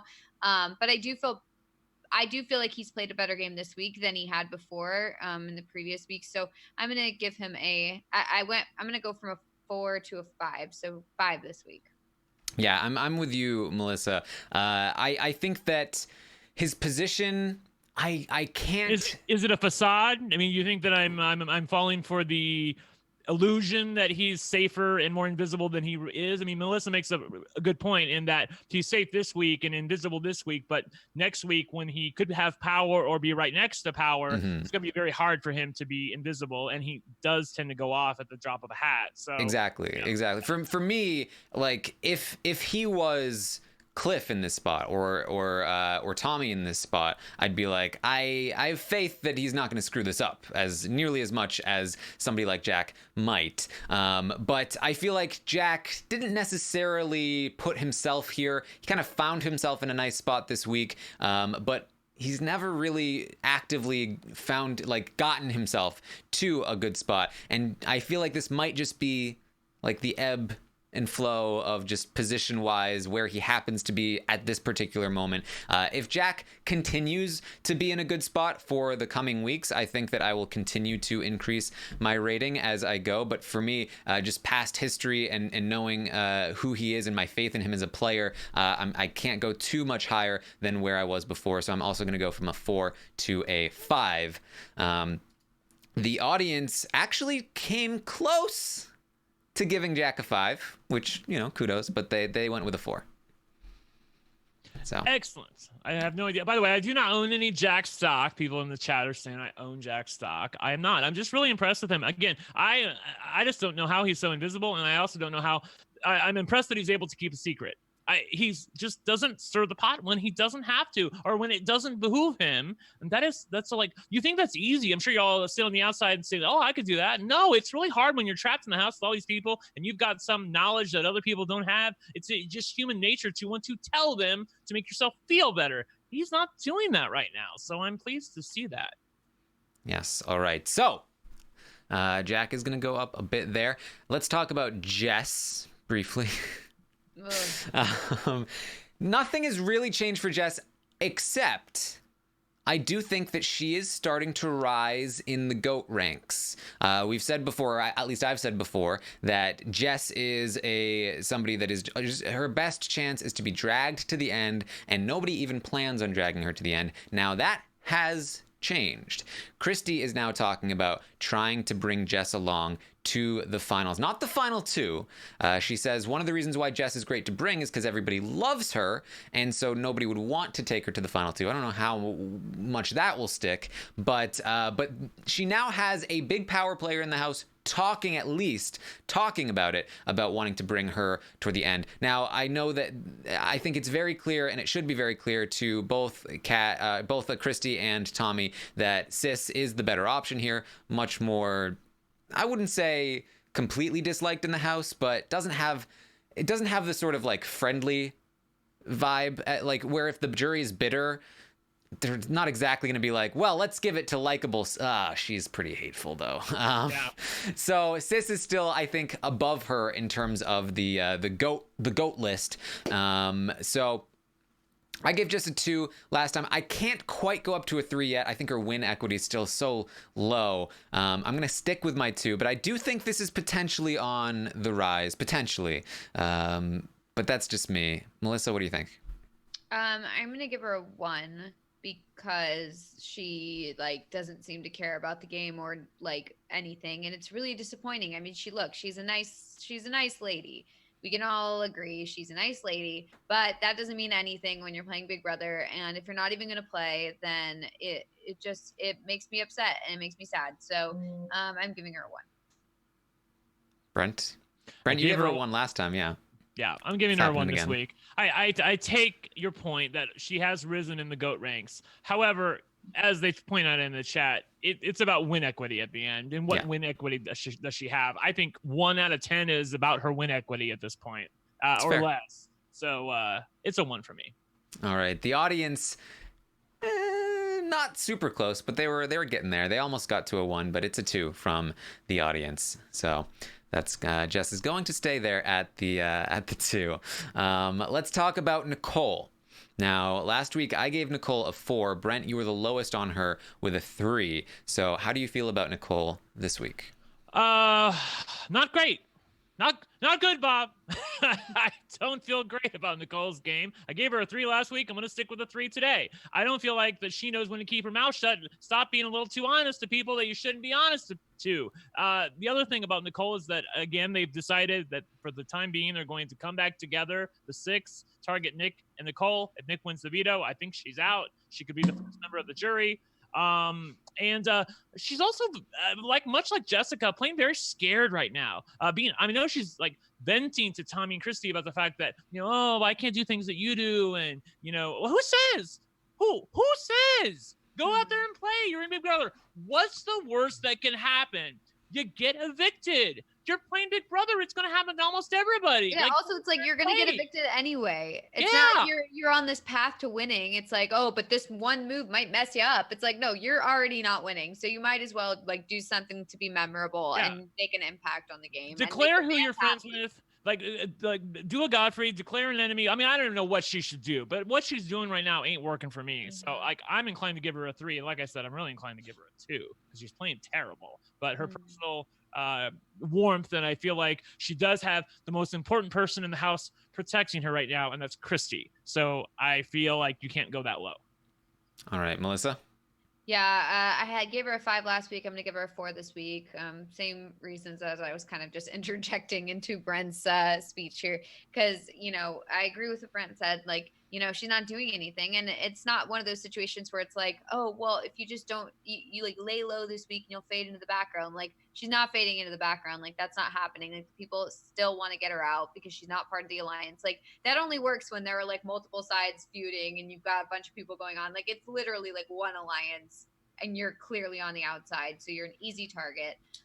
So yeah, that gotta give her a 4. I'm hoping that Taran, with jury starting potentially this coming week after Sam is presumably evicted, that she will spread her wings a little bit and play like she has nothing to lose. But I'm really fearful that she's so snake bitten by what happened with Nick and Bella that she doesn't do anything for the rest of the season, and that would be really disheartening.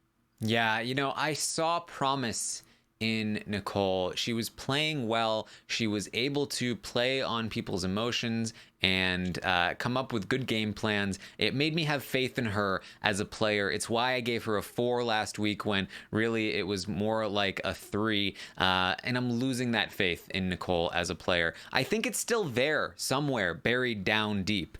But I think that she has really, she touched a hot stove and she does not want to get near it anymore because she's really, really worried about what might happen. She said to Cliff yesterday that she has considered going to Jackson and Holly and saying, hey, guys, Christie's been talking to me about taking a shot at you guys. I need to tell you essentially what she did with Nick and Bella, but she's worried, and I guess rightfully so because it happened to her before, but she's worried that she's the one that's going to take the fall for that. And that, while that's certainly possible, she's already in a position where she is taking a fall for nothing.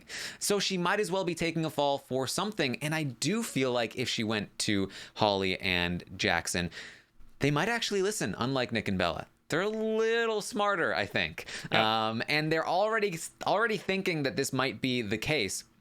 And if Nicole went there with them, I think that they might actually be willing to reel her in. And she is an appealing person to reel in as a number for them. So I want her to be playing just a little more aggressively, especially given her position as one of the 2 most likely people to go home next week.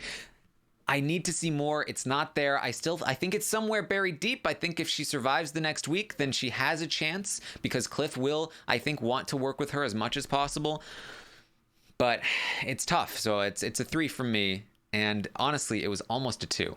It was almost a 2. Yep. The audience, though, still up with Melissa at a 4 for Nicole. We're not ready to give up yet. We still want her to pull through. Yes. So Nicole, I think, has just been steadily declining here as the weeks go on. Well, as she went from a 6 to a 7 to a 5 to a 4, and now a lower 4. We'll see how this continues on. Let's talk about who is next here. Kat. Kat. I gave her a 5 last week. I knew it. At the time I was like, I'm too high on Kat. I know it. We all gave it to her. We're all idiots. How the bad? Audience was the only smart one. How bad is it though? I mean, I know she's playing terrible, but I feel like that sometimes she's not taken seriously, and thus her bad moves aren't as hurtful as they might be with somebody else, because they're like, oh, that's just Kat, and whatever she says, like, it's whatever. It's like, so. I'm just mad that I did not have faith in her for so long, and then I finally was like, you know what? She's actually doing a good... Oh, she just volunteered for the block. Yeah. Yeah, the volunteering for the block thing is what's really getting me. I think that if it was a situation where it was like, oh, Holly was just like, oh, I'm going to have to put you up because of XYZ, like, this is going to happen. And then Kat's just like, okay, what am I going to do? I would feel better about her. But the fact that she volunteered to be on the block is not good. Not good at all. And there's no real good gameplay reason for it. So it's just kind of like the fact that she wants airtime is like, that worries me, that's all she's worried about. Yeah. Yep. And it made no sense to volunteer for the block. Telling Holly about Cliff's Angels, I do feel it didn't turn into a mistake, but it could have been a big mistake. She didn't need to tell Holly. Holly didn't tell Kat about Grateful until Grateful was like already, right. 6 feet under. And really, that's... Kat just tells everybody everything. And that's the problem. She couldn't even remember if she had told Christie about it. And like that tells me that like she wasn't all that concerned about keeping it from Christie. She trusts Christie. She said to Holly yesterday that she trusts Jack, that Jack is one of her favorite people in the house. And she really just finds herself trusting him because he's been flirting with her. And that's pissing Sis off. And now Sis wants Kat gone because of this whole situation. She's on the block. She was like, I'm worried that this is going to make me a perpetual pawn. And Holly was like, yes. No. And then 6 shooters got together and they were like, so Kat's our perpetual pawn. And it's just like, I feel like she knows she's doing the wrong thing and just she continues to do it. And it's very frustrating. It's very frustrating. And her position is still fine for the most part. I think she'll stay. And I think she's still not a huge target. She's still bought and paid for. So she's not going anywhere anytime soon, I don't think. Granted, she is on the block right now. But just my faith in her abilities in this game are so tanked. I cannot maintain the 5. I'm dropping back down to a 3 here for Kat. Positioning is still good enough that it's not a 2, because I think that at her worst, she can continue to float on pretty far. And I do think she's good at competitions. I think she still has a tiny bit of win equity here. But man, it's hard seeing how she doesn't somehow screw it up. And I can't even predict how she'll screw it up. But I just think that she will. Melissa, what do you think? No, I totally agree. I'm going down from a 5 to a 3. You're right. I don't have faith that she... I felt like I could understand where she was coming from before, where it was like I felt like she was kind of playing in between on purpose. But now I feel like there's no purpose to it. It's kind of just like, oh, I'm going to tell you this and I'm going to tell you that, and I'm with you and I'm with you, like depending on who's being nice to me or whatever. And I don't feel like there's any like long-term strategy with that. So I don't have any faith in her game anymore. Brent. Oh, sorry, you did give a score. I'm sorry. I don't feel quite as bad, but I am going to go down. I was a 5 last week. I'm going to go down to a 4. I still feel like position-wise, she's in a pretty good spot. I don't believe that she would be evicted this week or the next. I feel like there are enough people who like her and want to protect her. And although I am very confused by some of her decision-making, she has sort of maneuvered into a spot in the game where I feel like she's at the point in the game where everybody is going to have bigger fish to fry than Kat. So, I mean, I really don't see her going home anytime soon. And I do feel like she has win equity at the end of the game. I do feel like she can win a competition if she needs to. So, gameplay 2 and position 4. So, I'm going to give her a 4. Position's king to me. So it's a 4. All right, there you go. It's going to be the same exact score as Nicole because the audience also went with a 4. The audience, I think, very similar rating to last week. They didn't really move on Kat. I don't know. She's on the block. I don't know. I don't know what's happening there. But still a 4 from the audience. So Kat is going to still drop from 5 to a 4 this week. Let's talk about Christie. Christie's an interesting one. Another one where I was finally starting to be like, all right, Christie hasn't messed her game up last week. It was like she's really in control of the game. And now, once again this week, things looking a little shakier for Christie. Brent, what are your thoughts? I still feel good about Christie, and I believe in her. I'm not going to lower her score. I was just kind of contemplating if I felt like I could justify increasing her score at all, because ultimately she's playing a good week of Big Brother. She's getting what she wants out of Big Brother. She's protected the people that she needs to protect. She still has her power, and who knows what the future looks like. I still am very taken with the idea of somebody who was like Tommy, who's a super fan of the game, being passive passenger to this strong woman who is leading from the front, balls out, and just not afraid to play, not afraid to put her foot down. I enjoy her very much. She can annoy me. She said some problematic things early on in the season, and I'm not excusing any of that. But the Christie that I see over the past week and a half is somebody that I just really love to watch on the feeds. She's a mess. She's paranoid in all the best ways. So I'm going to keep her at a 6. I don't feel like I can go up, but show me somebody else who's playing this well from the front. She's completely visible. And yet, I feel like that. I still don't feel like she'll go home. I really don't. I know that Jackson and Holly are talking about taking a shot at her, but I feel like that Christie and Tommy will win that battle. And when they do, Christie's going to have the run of the house. So I believe in her. Yeah.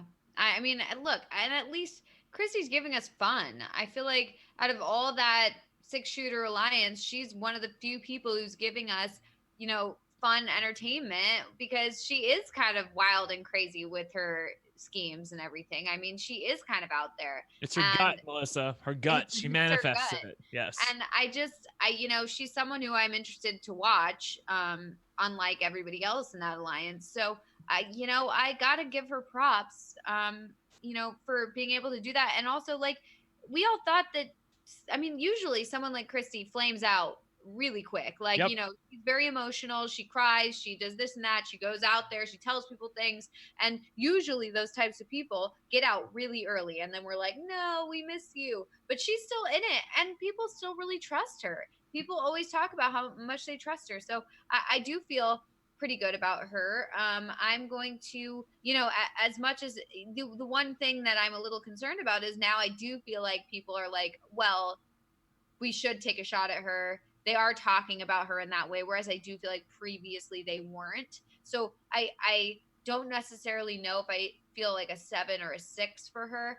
But I have more confidence in her than I do with Jackson or Holly or Jack or any of those other people. So I do think her and Tommy could really pull something off here. And if it did, like Brent was saying, if it did come to a head-to-head battle within the 6-shooter alliance, I think her and Tommy would run circles around everyone else. So, I'm just going to stick with my 7. I'm going to do it. And I do also want to point out that it's interesting to note that, like, up until this point, everyone has had a score 5 or lower. It's not great. It's not great for the season. I think part of it, for me at least, is that, it feels like, for me, slight spoilers, but I feel like Tommy is a very clear front runner, and then behind Tommy are a bunch of people who, like, I have no idea, like, it could play out in any way, and any of those other 5 people in the 6, I feel like have a decent shot at taking it somewhere, depending on where they are in that particular moment. So right now, I feel like Holly and Jackson are down at the bottom, and and Jack and Sis are kind of positioned in a nice spot. Christie, for me, she is losing the faith of a lot of her allies. Sis just today was expressing doubt in Christie. Now that's Sis. She'll probably be back with Christie later. But Jack is also expressing doubt in Christie. Luckily for Christie, her connection to Tommy is good, and Jack expressed those doubts to Tommy. And so Tommy can help smooth that over. I think Tommy remains Christie's biggest asset remaining in the house, even though she is losing all of her connections. Cliff and Nicole talking about Christie being dangerous in the house. Nick is loyal, certainly, I think, to Tommy, but I do not think he would trust Christie as much as he is trying to suck up to her. So I think that all of these things are bad, because you also, of course, have Holly and Jackson starting to talk about targeting Christie. You have Kat talking about Christie as a big threat, as somebody that everybody runs to in the game and that she controls a lot of things. That's most of the house talking about Christie as a target. But again, her position is good, and largely because of Tommy's connections here that I do think will help her. And Tommy is also a big force in keeping the six together and preventing them from taking the shot that they might want to take at Christie. So because of that, I do feel like she maintains the position that she's in right now, but she is balancing on a knife's edge. She is about to fall if she is not careful, and I think that fall could be a very, very dangerous one for her. I'm tempted to give her a 5, but I'm going to stick with my 6. Just I feel like she's got at least one more week in her where she could turn things back around and get things going again in the right direction. But this is a dangerous spot for her, and I could easily see this go down as early as next week. So a 6 from me. And the audience, very close vote, actually went up from their 5 to a 6 for Christie. I went down, the audience went up. What are you gonna do? She's fun feeds. I saw somebody in the chat say that she's beta test Vanessa. I think it was Eddie Perez who said that. I like that comparison. I think she's much more of an Amanda, personally. Yeah, okay, I can accept that. Yeah. All right. Both of those women were very fun in their seasons, though. Yes. Messy but fun. Let's talk Tommy. Now I've already sort of expressed my feelings on Tommy. I feel, again, last week I had lost a little bit of faith in him. I feel like I've gained a little bit of it back. I feel like he's doing a very good job socially. The way that he's reeling Nick in is very big, because there's a war brewing between Christie and Jackson, and with Nick on their side, that's very good. He is the only one to correctly point out, hey, this Cliff guy is good. He's a threat, and there's no way he's dumb enough to stay true to this deal if he wins HOH, and he's starting to push that onto the 6. He also is clocking Kat as somebody that they can't rely on. She's close to Holly, and his connections again to Jack is holding the 6 in place in one regard. His connection to Nick is bringing in numbers on the other side, and he is not a target. Even if they target Christie, it will not likely be Tommy that even potentially goes on the block next to her. It might be Christie and Jack, and even if Tommy did go on the block, I think it's very unlikely he would ever go home in any circumstance. I think he's also probably immune from this field trip thing. I think that the edit that he has gotten on television is not enough that he would be voted in as one of the least favorite 3. I think the people in the live feeds would probably choose Christie, Jack, and Jackson, and I think the television audience would do the same. So I think he's probably immune from that as well. Doesn't need to worry about that. So all that to say, not quite at a 9 again. I still don't know if I'll ever have that much faith in Tommy, but I'm sticking with my 8, and it's a bit stronger than it was before. Melissa, what do you think? Yeah, I agree with everything you said and your assessment and everything. I'm gonna stick with my 8 because, yeah, you're right. I don't know if I will have faith that he's a 9 player, but, it's possible once the 6 start to turn on each other that maybe we will start to see that. I mean, right now, he does seem to just be laying low because really he hasn't needed to do anything. So, maybe once he actually turns it on, we might be able to see some gameplay from him. But right now he's doing all he needs to do. He doesn't need to do anything further. So I think he's exactly where he needs to be.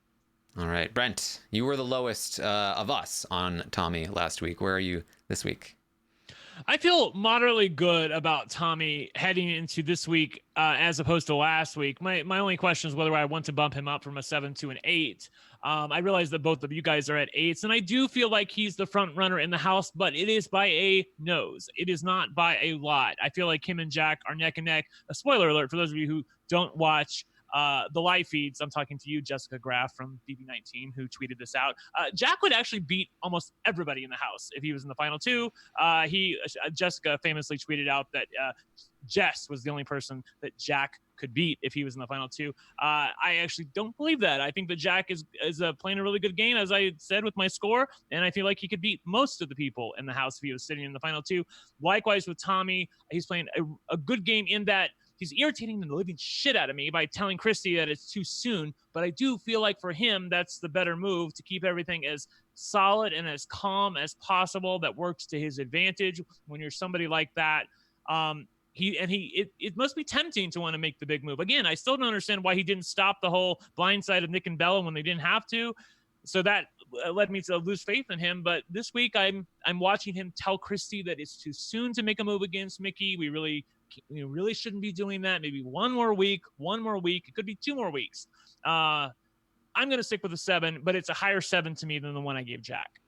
All right. The audience has been consistently dropping on Tommy. They started at an 8, they went down to a 7, and then they dropped down to a 6 last week. We're seeing for the first time a slight reversal. They are back up to their 7 and barely cleared that 7. But the audience, I think, refinding a little bit of faith in Tommy.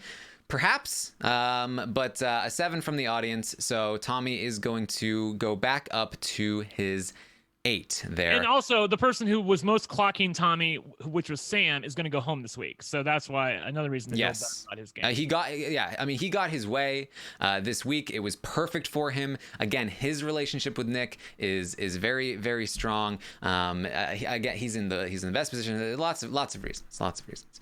All right, let's talk about Sis. All right, Sis. Melissa. What do you think of Sis this week? Because you famously gave her a 1 2 weeks ago. You gave her a 2 this past week. Is there any part of you that feels better about her game this week? I think Sis might be the most extreme rating we've ever gotten from Melissa consistently. Yeah, that's true. And I still feel the same way. So I don't feel any different about her than I did last week. So I'm still going to stick with my 2. Yep. I'm actually going to go down a little bit this week on Sis. I gave her a 4 last week. I feel like she's been found out. She's playing a little too hard. I think that people on both sides realize that she's playing a little bit too hard. She's also a little bitchy. I'm actually starting to question. I know you guys are going to think this is funny. I'm starting to question Sis's win equity. Look, I always thought there was a potential way a young woman such as herself could win a couple comps at the end and get herself to the end in a position sort of Jordan-esque, even though she's not as sweet, but the house likes her enough. But she's really gotten a little bitchy lately. And not only that, she's been shown to be two-faced. So I don't think she was playing as well this week as she was last week, which is why I'm going to give her a 3. And as we talked about with Jessica, even though that I feel like her longevity in the game is well, I don't feel like I have any faith in her win equity. Likewise with Sis, I have no faith in her win equity, maybe only above Jessica. So, yeah. Yes, I'm with you guys, or at least Brent, and I think that she was perfectly positioned to be everybody's end game person that they brought, even all the way to the final 2, and she was just inoffensive enough that she could win against a better player with a bitter jury or something along those lines. Position-wise, that has been failing. We have Christie now talking about Jess as a great option to bring to the end. We have Holly very angry with Sis, not enjoying Sis's presence. Sis got caught running to Holly, running to Christie. Sis not in with Jackson and Holly in the way that she was before. And people are starting to get annoyed with her. She's talking a lot of crap about Kat, and Holly is mentioning that she's just like an angry person. She's really starting to look like not even a great palatable option as a potential like bitter jury option. So that said, she's still in a great spot for the most part, and she's still a perfect person to bring toward the end. She's not quite at a 2 yet for me. It's going to be a 3. I think that she can bounce back. I think that she has been in such a good position for so long that she might bounce back. But Yep. For the most part, this was a big hit to her game. By the way, before you reveal the audience's score, Matt Soborowski in the chat says, Sis's final 2 speech has really great train wreck potential since she doesn't know what nouns, verbs, and adjectives are. Can you imagine? Not good. I just want to what was I gonna say? I forgot. Hold on. Yeah, I was also living for your Saturday podcast with Liana, where she called her philosophy professor Sis, which the image of her in like a coat in a classroom brought back like images of like young adult straight movies to me or something like that. It was it's very odd. I don't know why I thought of that, but like the teacher with the glasses. Anyway, whatever. For me, Sis is a close second to Jess in terms of like just frustration in listening to her talk game, because she never remembers the conversations that she's relaying to other people. She's like, what was it? He said something like, man, I forget. And she's constantly trash talking people. I feel like her final 2 speech would be like Kat would come up and be like, so what about this trip that you want me excluded from? And she'd be like, sorry, I just you don't do girl code, so it's just a mess. It's a mess. The audience has gone back down. The audience has been wavering on Sis all season long. 4s, 3s. They're back down to a 3. She took a hit this week from the audience as well. So let's talk Cliff. Interesting one here. Brent and I were low on Cliff at a 3 last week. I think things definitely are looking up from last week. This is, as Brent mentioned, probably the best case scenario, or at least close to it, for this move from Cliff. So, Brent, I want to start with you. Where are you on Cliff this week in comparison to your 3 last week? I am going to go to a 5 for Cliff. I gave him a 3 last week. I feel better about his path in the game than I did last week by a considerable bit. I could have gone from a 3 to a 4, but I feel like it's warranted to go to a 5 because I feel like he's average placement position-wise in the house, considering how volatile the 6 is right now and how much he's loved, even though he took a direct shot at them, by all 6 people in that alliance. Maybe Tommy would be the exception, but everybody else really seems to love Cliff and they want to include him in their plans. I have faith in his ability to execute a plan. He has decided that this is going to be his horse and he's going to ride it, and it's the girl that brought him to the dance, and so he's okay with it. So he's going to play this, my word is gold. If I give you my word, blah, blah, blah, blah, blah, blah, blah, until the cows come home, until he doesn't need to say it anymore. And I think it's working. It's not the path I would have gone with, but I'm pleased to see that the path that he selected is apparently working out. He just has to hope that Tommy doesn't keep the 6 together long enough for Cliff to be evicted a second time. That would be his one real problem here. But I feel like that's kind of built into the score with a 5 because it's not a positive score. It's not a negative score. It's a neutral score. It's a high neutral score. And I feel like that's what Cliff deserves right now. All right, Melissa, you were the highest on Cliff last week. Where are you this week? Yeah, I mean, I still feel the same about Cliff this week as I did last week. I mean, we kind of pictured that his move might end the same way and that it has, and, it has, and good for him. But at the same time, obviously it's not the flashy, exciting, fun move that we ought all hope for. But, he's okay right now. He's in an okay position right now because he's not the next target. There are a couple people in front of him. But, I mean, is that great to just like not be the next target? And that's really like the best we can say about your game. Like, well, not really, but there are people who are hoping to possibly use him or at least talking about it. So I guess that's good. But overall, I don't see like a super easy, awesome path forward for him. I think that it's going to be pretty tricky for him to get to the end at this point. But, I feel about the same as I did last week. So I'm going to stick with my 5. Yes. All right. So I am actually, the audience is going to give Cliff a 5 as well, up from their 4. So that is going to leave me as the lowest on Cliff this week because I'm going to give him a 4. which is, I'm the person advocating for his move. But I feel like he is the person I probably have the most amount of faith in, save maybe Christie or Tommy, in terms of just his ability to see the house clearly, to have a game plan, to know what he needs to do. He's describing it to Nicole in detail. He correctly predicted this crack between Christie and Jackson. He is helping facilitate it in some small way. He is in on both sides. He's in a prime position to be able to survive until the split happens, and then a great position to pounce on whatever he needs to pounce on when the split happens, of course. So I have a lot of faith in him, and I think that he's in as good a position as he can be at the moment, but it's still a long road. And there's still a lot of things that need to happen, and a lot of him not screwing up, and a lot of him not getting really unlucky because something slips or somebody overhears him or Kat spills something that she shouldn't. And so I cannot go up to a much higher place until those steps happen and he gets to his destination at the stops that he's going to get at. So for me, it's a 4 right now. If next week's things are still looking good, then he'll probably go up to a 5. If things continue to look good, he'll go up to a 6. If things crack open and he's all of a sudden in a prime position, that's when he'll jump up. But until then, it's a slow road. It's a slow road for me. So I will say, Taran, that the chat doesn't seem to be buying the fact that Cliff is in it for the long haul. Doom is saying that a crack that ultimately meant nothing because he feels like she. I never figured out if Doom is a he or she. The crack is solidifying this week, and the person below them said that he doesn't feel like Cliff is going any further than 7th.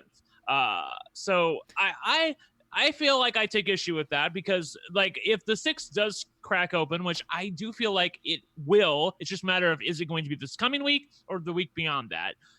Then I feel like Cliff is well positioned to take advantage of that. I also disagree with the person in the chat. Sorry, I can't remember your name, who said that you don't feel like Cliff can do better than 4th or 5th. In fact, I really disagree with that. I feel like Cliff is more likely to finish in like 7th or 8th place than he is to finish in 4th or 5th place, because I feel like the closer Cliff gets to the end, the more likely he's going to be able to win a competition when they get a little bit more mental. So I have faith in his ability to win, and his win equity at the end, if he gets there, is astronomical. So I like Cliff's trajectory, assuming the house plays out as we are hoping it does. But as I said, I've been fooled so many times. Big Brother 20, Big Brother Canada 7, where we thought the big alliance was going to break open. They never freaking did. Even Big Brother 19. So, here's hoping, Cliffy. Yeah, I will say this though. In Big Brother 20 and Big Brother Canada 7, there were rogue elements of the alliance who were like, we're gonna take a shot when we have the opportunity, and then that opportunity never really presented itself in any meaningful way in either of those seasons.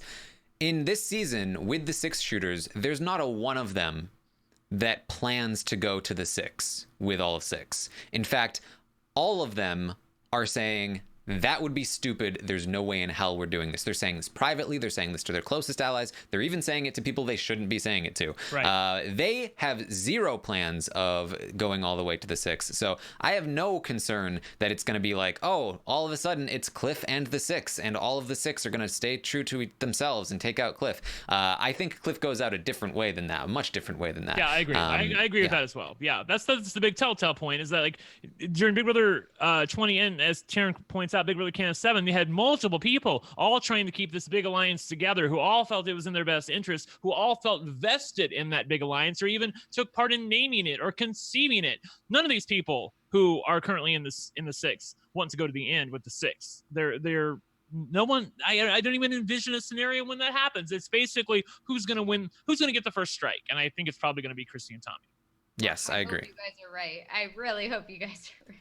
I think Cliff's biggest danger is that a stray shot hits him before the alliance splits up. Like, for instance, Nick wins and actually does, for some reason, chicken out and put up somebody like Cliff. That would be bad for him. But beyond that, I think he'll be able to survive at least one more week. I do feel like cracks are forming. I think his most vulnerable point is after next week, if the shot isn't taken, the following week when it's him versus Nicole or him versus Nick potentially in terms of like looking at who they're going to send home, at that point they might go, you know what, Cliff is a bigger threat. If they're still not willing to take the shot, that's when I think he's most in danger. However, I do think, like I said, that by then they are going to be looking to take a shot, and I think they want to use Cliff to do it. But he could get unlucky, and the wrong person could win HOH that is just not willing to take the shot or whatever it is, and he might be an acceptable casualty at that point. Like I said, I think that's his most that's his danger Tommy point. HOH would be terrible for him. Yes, exactly. Something like that would be terrible. So that's where I feel like he's most in danger. But if he gets past that point, I think he's kind of in the clear for a little while, and that's when I have faith in his ability to maneuver his way toward some kind of end game. All right, let's finish here on Nick. Last week we each gave Nick 2s, and then the audience gave Nick a 3. And I gotta say, I'm still a little torn on Nick. Still not exactly sure where I want to go here. I did not like his chances heading into this week, and he very nearly went home. He managed to win the veto. And now I feel like there is a future for him, but again, he needs to survive another week where he's one of the main targets. And that's where I feel like that's rough for him. And then I think about, like, okay, let's say Nick manages to survive next week. Let's say they take out Nicole instead. Christie doesn't get her way for the first time, and Nick stays. Now what? I don't have faith in Nick in the same way that I have faith in Cliff. He has failed me constantly, and I don't even have faith in Nick in how much I have faith in Nicole, where at least previously Nicole did something right, and now she's just kind of scared, and maybe that'll come out again. Nick has always failed every time, and he's always been bad, and he's always disappointed me, and so I just don't have faith that he's capable of doing much to progress himself further in the game, even if he does survive. For me, it's a 2 for Nick. It might go up if he survives. It might, maybe there's a path for him, but I just don't see it right now. And so for me, it's a 2. Melissa, what are your thoughts? I mean, I'm torn on him as well because, I always get taken by the way that he talks and the things that he says. And I'm always like, yeah, Nick knows what's up. He's going to do the right thing. If he can just get some power, he'll do the right thing. And that's what I keep thinking. But then, I hear you say that and I realize, like, oh yeah, you're right. He's never done the right thing when it actually comes to it. Like, he can say all he wants the right things, but then when it comes to him actually making the move, like, has he ever done that? Has he not ever not disappointed us? Wait, how do I it's like many negatives, but has he yeah, he always disappointed us. And that's where I'm a little bit torn, because he says the right things and he tricks me. I don't know, but I'm glad he won the veto, and I'm glad that it wasn't just an easy week where, okay, Nick just goes out the door right after Bella. So I think he's gonna fight, and I think he's gonna try to win this HOH, and I really hope he wins it. So I'm going to give him a 3. All right. I will say this too. I felt much better about Nick yesterday because it looked like the cracks were going to happen before next week. But then today, the 6 shooters had that meeting and they talked about Nick as one of their primary targets. And Christie in particular really fought for Nick to go home. And that's really, I was at a 3, but it drew me back to a 2 because... oh man, it's just and I still feel like it could happen, but I have a lot less faith in that it will next week than I did before. So Brent, what do you think?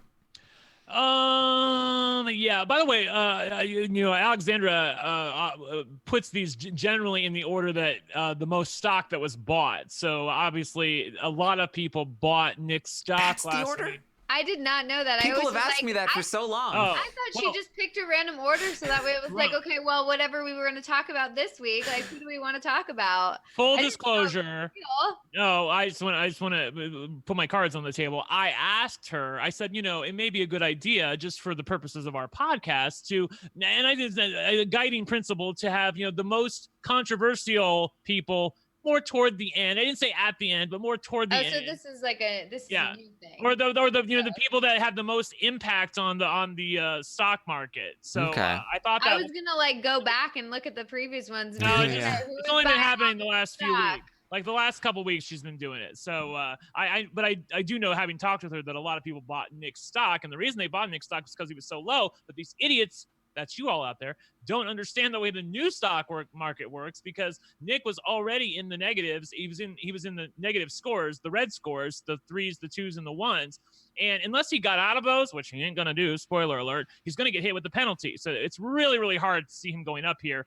I'm going to give him a 3 because I do feel relatively good about his overall social game with the people that are in power. That's Christie and Tommy and Jack in the house. Like, I feel like he can get in with them. He can get back in with them. But if the 6 play out as they're saying right now, which I'm having trouble figuring out what I believe, because yeah, they were all in the room together when they said this. But like, they're never going to tell each other, yeah, we're targeting you. So what are they really saying in the diary room? What are they saying in behind closed doors? They were all called into the diary room, apparently one by one. And then there was, every time that was talked about on the feeds, they blocked that conversation. So I don't know what the diary room asked them, the 6 shooters I'm talking about. But I have faith in Nick's game because he did a couple things right this week. Obviously won the veto, but beyond that, he's sucking up to the people who matter, Christie and Tommy, and he's distanced himself from Sam. He's not going to cast a rogue vote or a losing vote in hopes of trying to save Sam. He's going to evict him with the rest of the house, presumably. And I have more faith in him, but please don't disappoint me again, Nick. It's a 3. Okay. The audience is with you guys with a 3. I wish I had faith in Nick. I do. I want him. But here's the thing, even if he is lying to Tommy and Christie and like he's like secretly gonna stab them in the back, it's like that doesn't really get him very far, because then he just goes home right after probably. But at least then he would be doing something fun.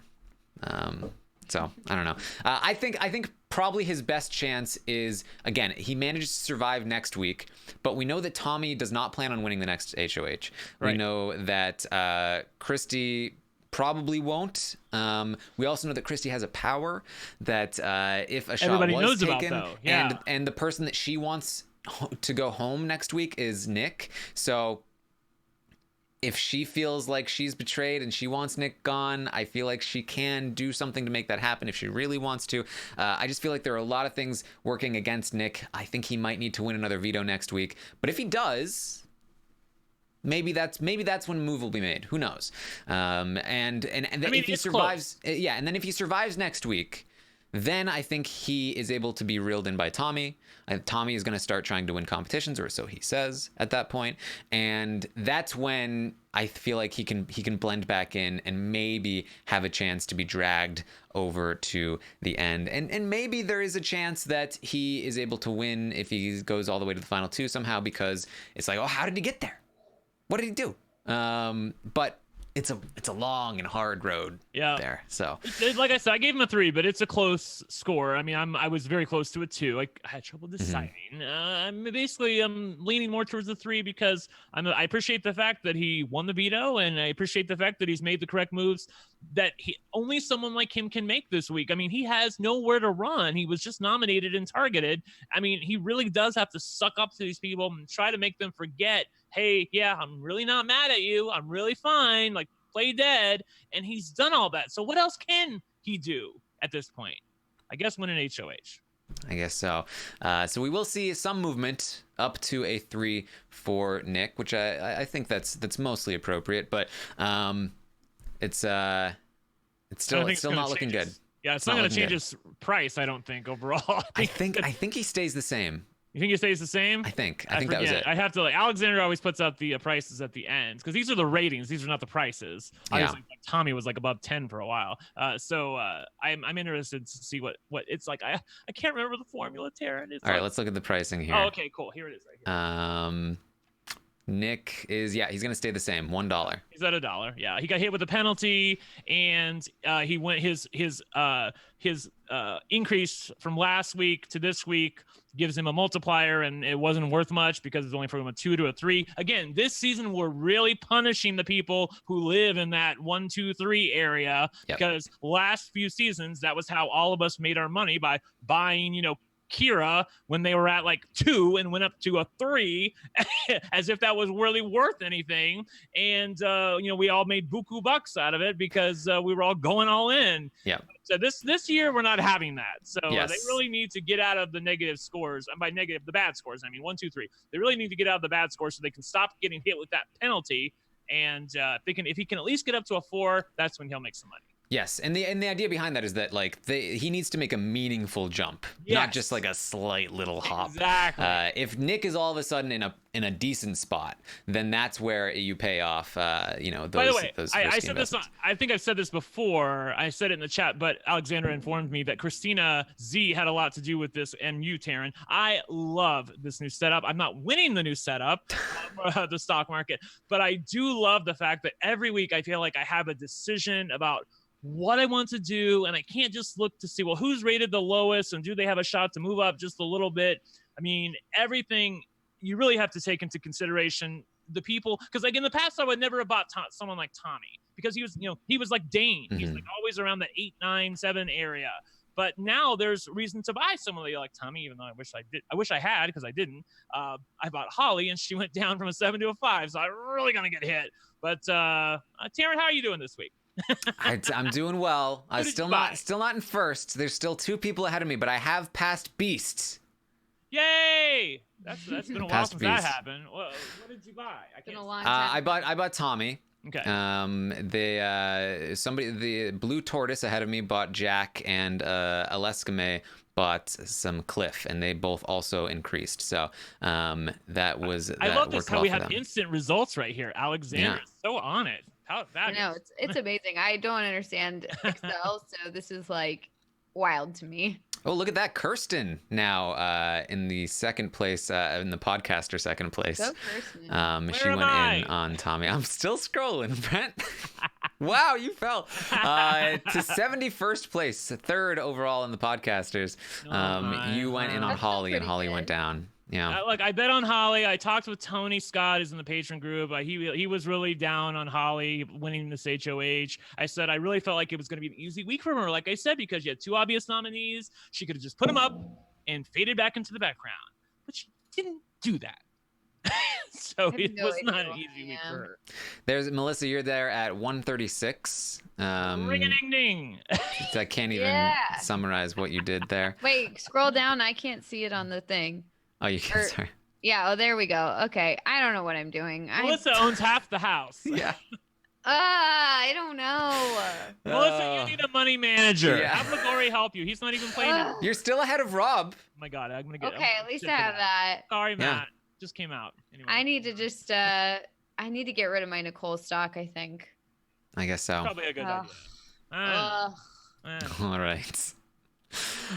So that's what we have going on there. Let's get back to let's finish up these extra questions and start to wrap this all up here. So how would you rate the episodes of Big Brother this week? We got a 4.4. It's pretty consistent. It's higher than it was in the earlier weeks. It's still a little bit low though. Right around average, I guess. Close there. How would you rate the feeds? 4.3. How would you rate the season as a whole? 3.5. So the season as a whole is on the rise, slowly, but still very low. People are still not pleased with what's happening overall in the season. Not surprising. Favorite to your least favorite player? We still have Nicole up in front, followed by Cliff, and then Kat in 3rd place, and then Sam, and then Tommy, actually. Down at the bottom, you got Jackson, you got Jack, you got Sis, Jess. Not surprising. Where's Christie? Christie sorry. is just above Jess, actually. Kirsty? Did you say Kirsty? I was thinking of Kirsten because we had just complimented her, and then I was like, she'll love that. Yeah. Wait, Yeah, where's Christie? Christie is above Jess, 5th to last. Then I don't know why people don't like her so much. I feel like she's giving us at least some entertainment. She's giving controversial. us the season. Yeah, she's controversial, but there's so many other problematic houses. Polarizing. Right. It's like I feel like we can all agree that like Jackson's just like generally bad. Like we all just think he's bad. Like he's not a nice person, and he's not really giving us anything fun. He's giving us bad stuff. He's cheating. He's all this stuff. Like it's just like there's so much with him. But I feel like Christie is like, I mean, sure, there's some obviously problematic stuff, whatever. She's part of the 6 shooters. We already don't like that. But like, I mean, out of everybody, she's at least giving us some entertainment. And I feel like she's at least not like, I mean, she's not nearly as bad as most of the people in the house. And I just feel like I don't see why we're not into her. I don't know. I like her. I mean, is that a controversial statement? I don't know. think so. I can tell you that I'm looking at the statistics here. She was the most polarizing player of the house, with the largest amount of deviation in low rankings, high rankings, followed closely by Tommy. I don't understand it. I feel like we can all be upset by the fact that, and with Tommy, it's like we can all be upset with the fact that he didn't stand up for what was right, and he kind of encouraged this sort of weird thing with this whole like, oh, I'm gonna be a moderator kind of thing, or mediator, and I'm gonna like go and he did a bad job, and we can all agree with that. But I feel like it's like, I mean, come on, like we've got to pick the best of the worst at this point, because we're gonna end up with a 6-shooter final 6 or whatever. I know we were just talking about, oh, there's like a path forward, but like, let's talk worst case scenario here. We have a 6-shooter final 6. Who do we want to win? Obviously, we want Tommy and Christie to win, because these guys are the only people who've been really, really playing. And I mean, they've been playing smart. I feel and they've been giving us drama. And I feel like out of all these people, you want a cis win? Is that what you want? Well, that's what you're gonna get unless we get a Christie and Tommy win. So, I don't know. I just feel like it's Jack win. Yeah. Like we have to start picking the best of the worst at this point, and that's what we're doing. And whatever. I don't know. I like Christie and Tommy. I'm willing to give them credit where credit is due, and they've been playing a good game, so I'm gonna give it to them. Yeah, I think that's part of it. I think that there are some people that respect the game and they really like them. Some people like them as characters, and then other people don't like them as characters, and I feel like that's why they are so polarizing. Although ultimately, Tommy, I think, more palatable than Christie. Ultimately, he's going to be a few spots higher than her, above Holly and Nick as well. So there you go. Christie, polarizing character, as was Vanessa and Amanda before her, I think. So there you go. I asked who is the best person for Holly to have targeted this week for her game. People overwhelmingly said Christie. That she should have targeted Christie. I can't say that I overly disagree. Nick was in second place, which I feel like that was, if she was going to take out somebody not Christie, then Nick would have been the shot, but obviously he won the veto. So what are you going to do? I said, if the field trip twist is something bad for the people that are voted in, which 3 are you voting for?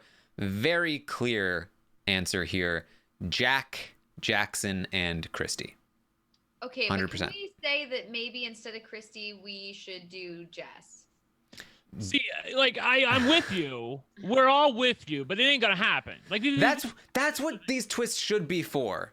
Like, right? To like just squeeze out somebody that's going to be a boring week. Right? Like, I just feel like it's like, if we're going to... Yeah, I agree. I feel like, okay, so imagine a scenario where the 3 people... I know we're talking about this again, and I know, like, whatever, I get worked up. But, like, I'm just trying to explain a scenario, okay?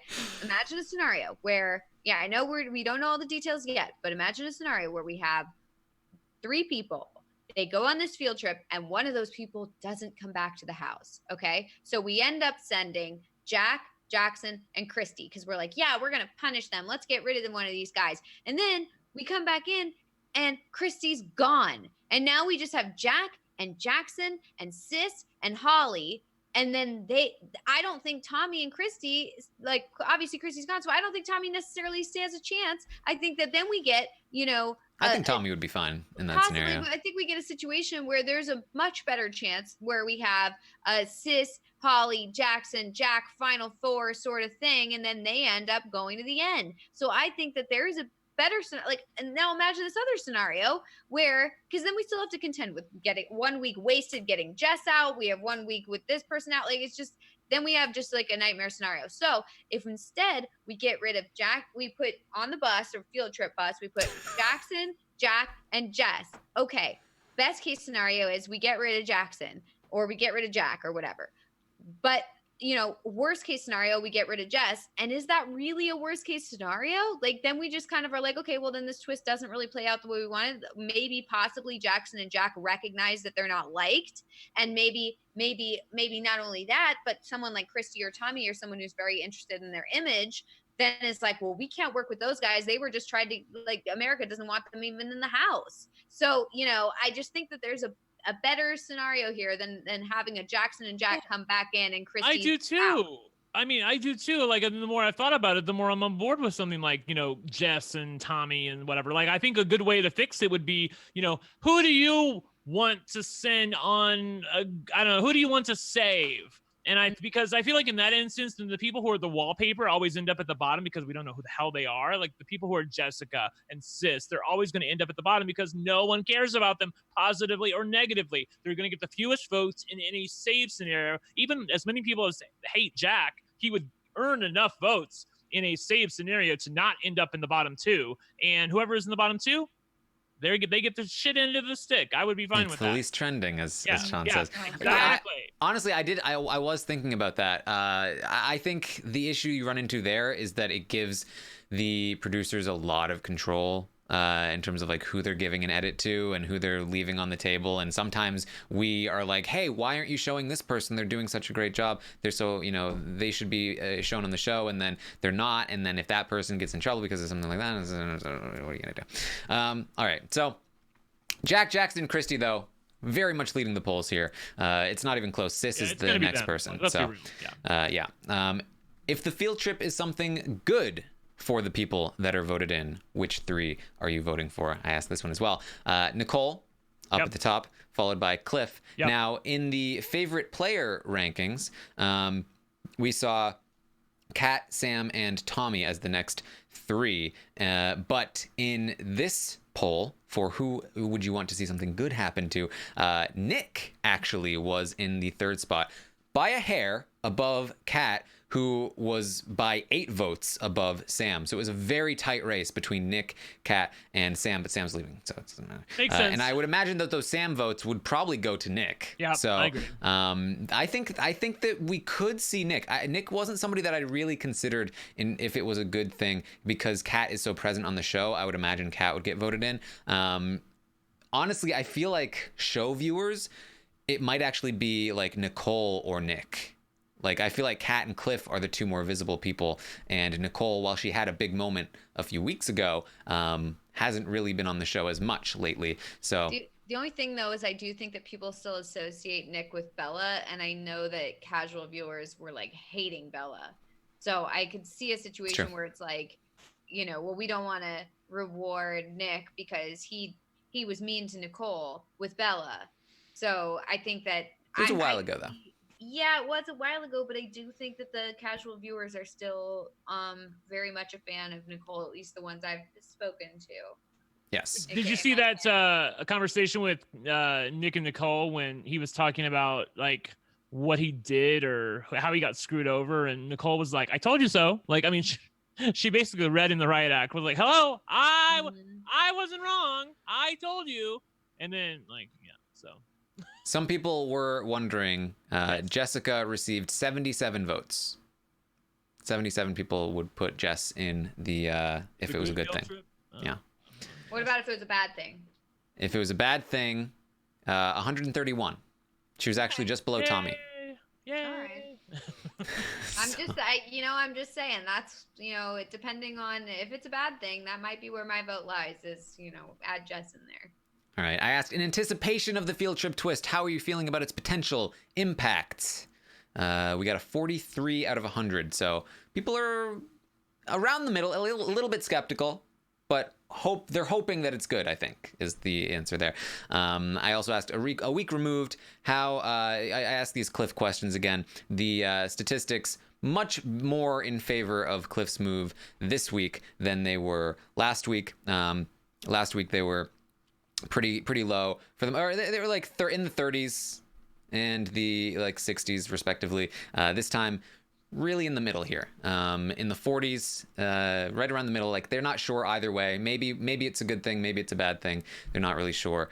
Even more people say no, Cliff was not an idiot for making the deal, we don't have to dwell on that too much. Just interested in the change there. I asked, which side of the Jackson-Christie divide are you rooting for? I'm very curious to hear from you guys, and I'm not going to give you the out that I gave the audience. Which side of Jackson and Christie are you going to root for? Given how you talked about Christie before, my guess is Christie. Christie.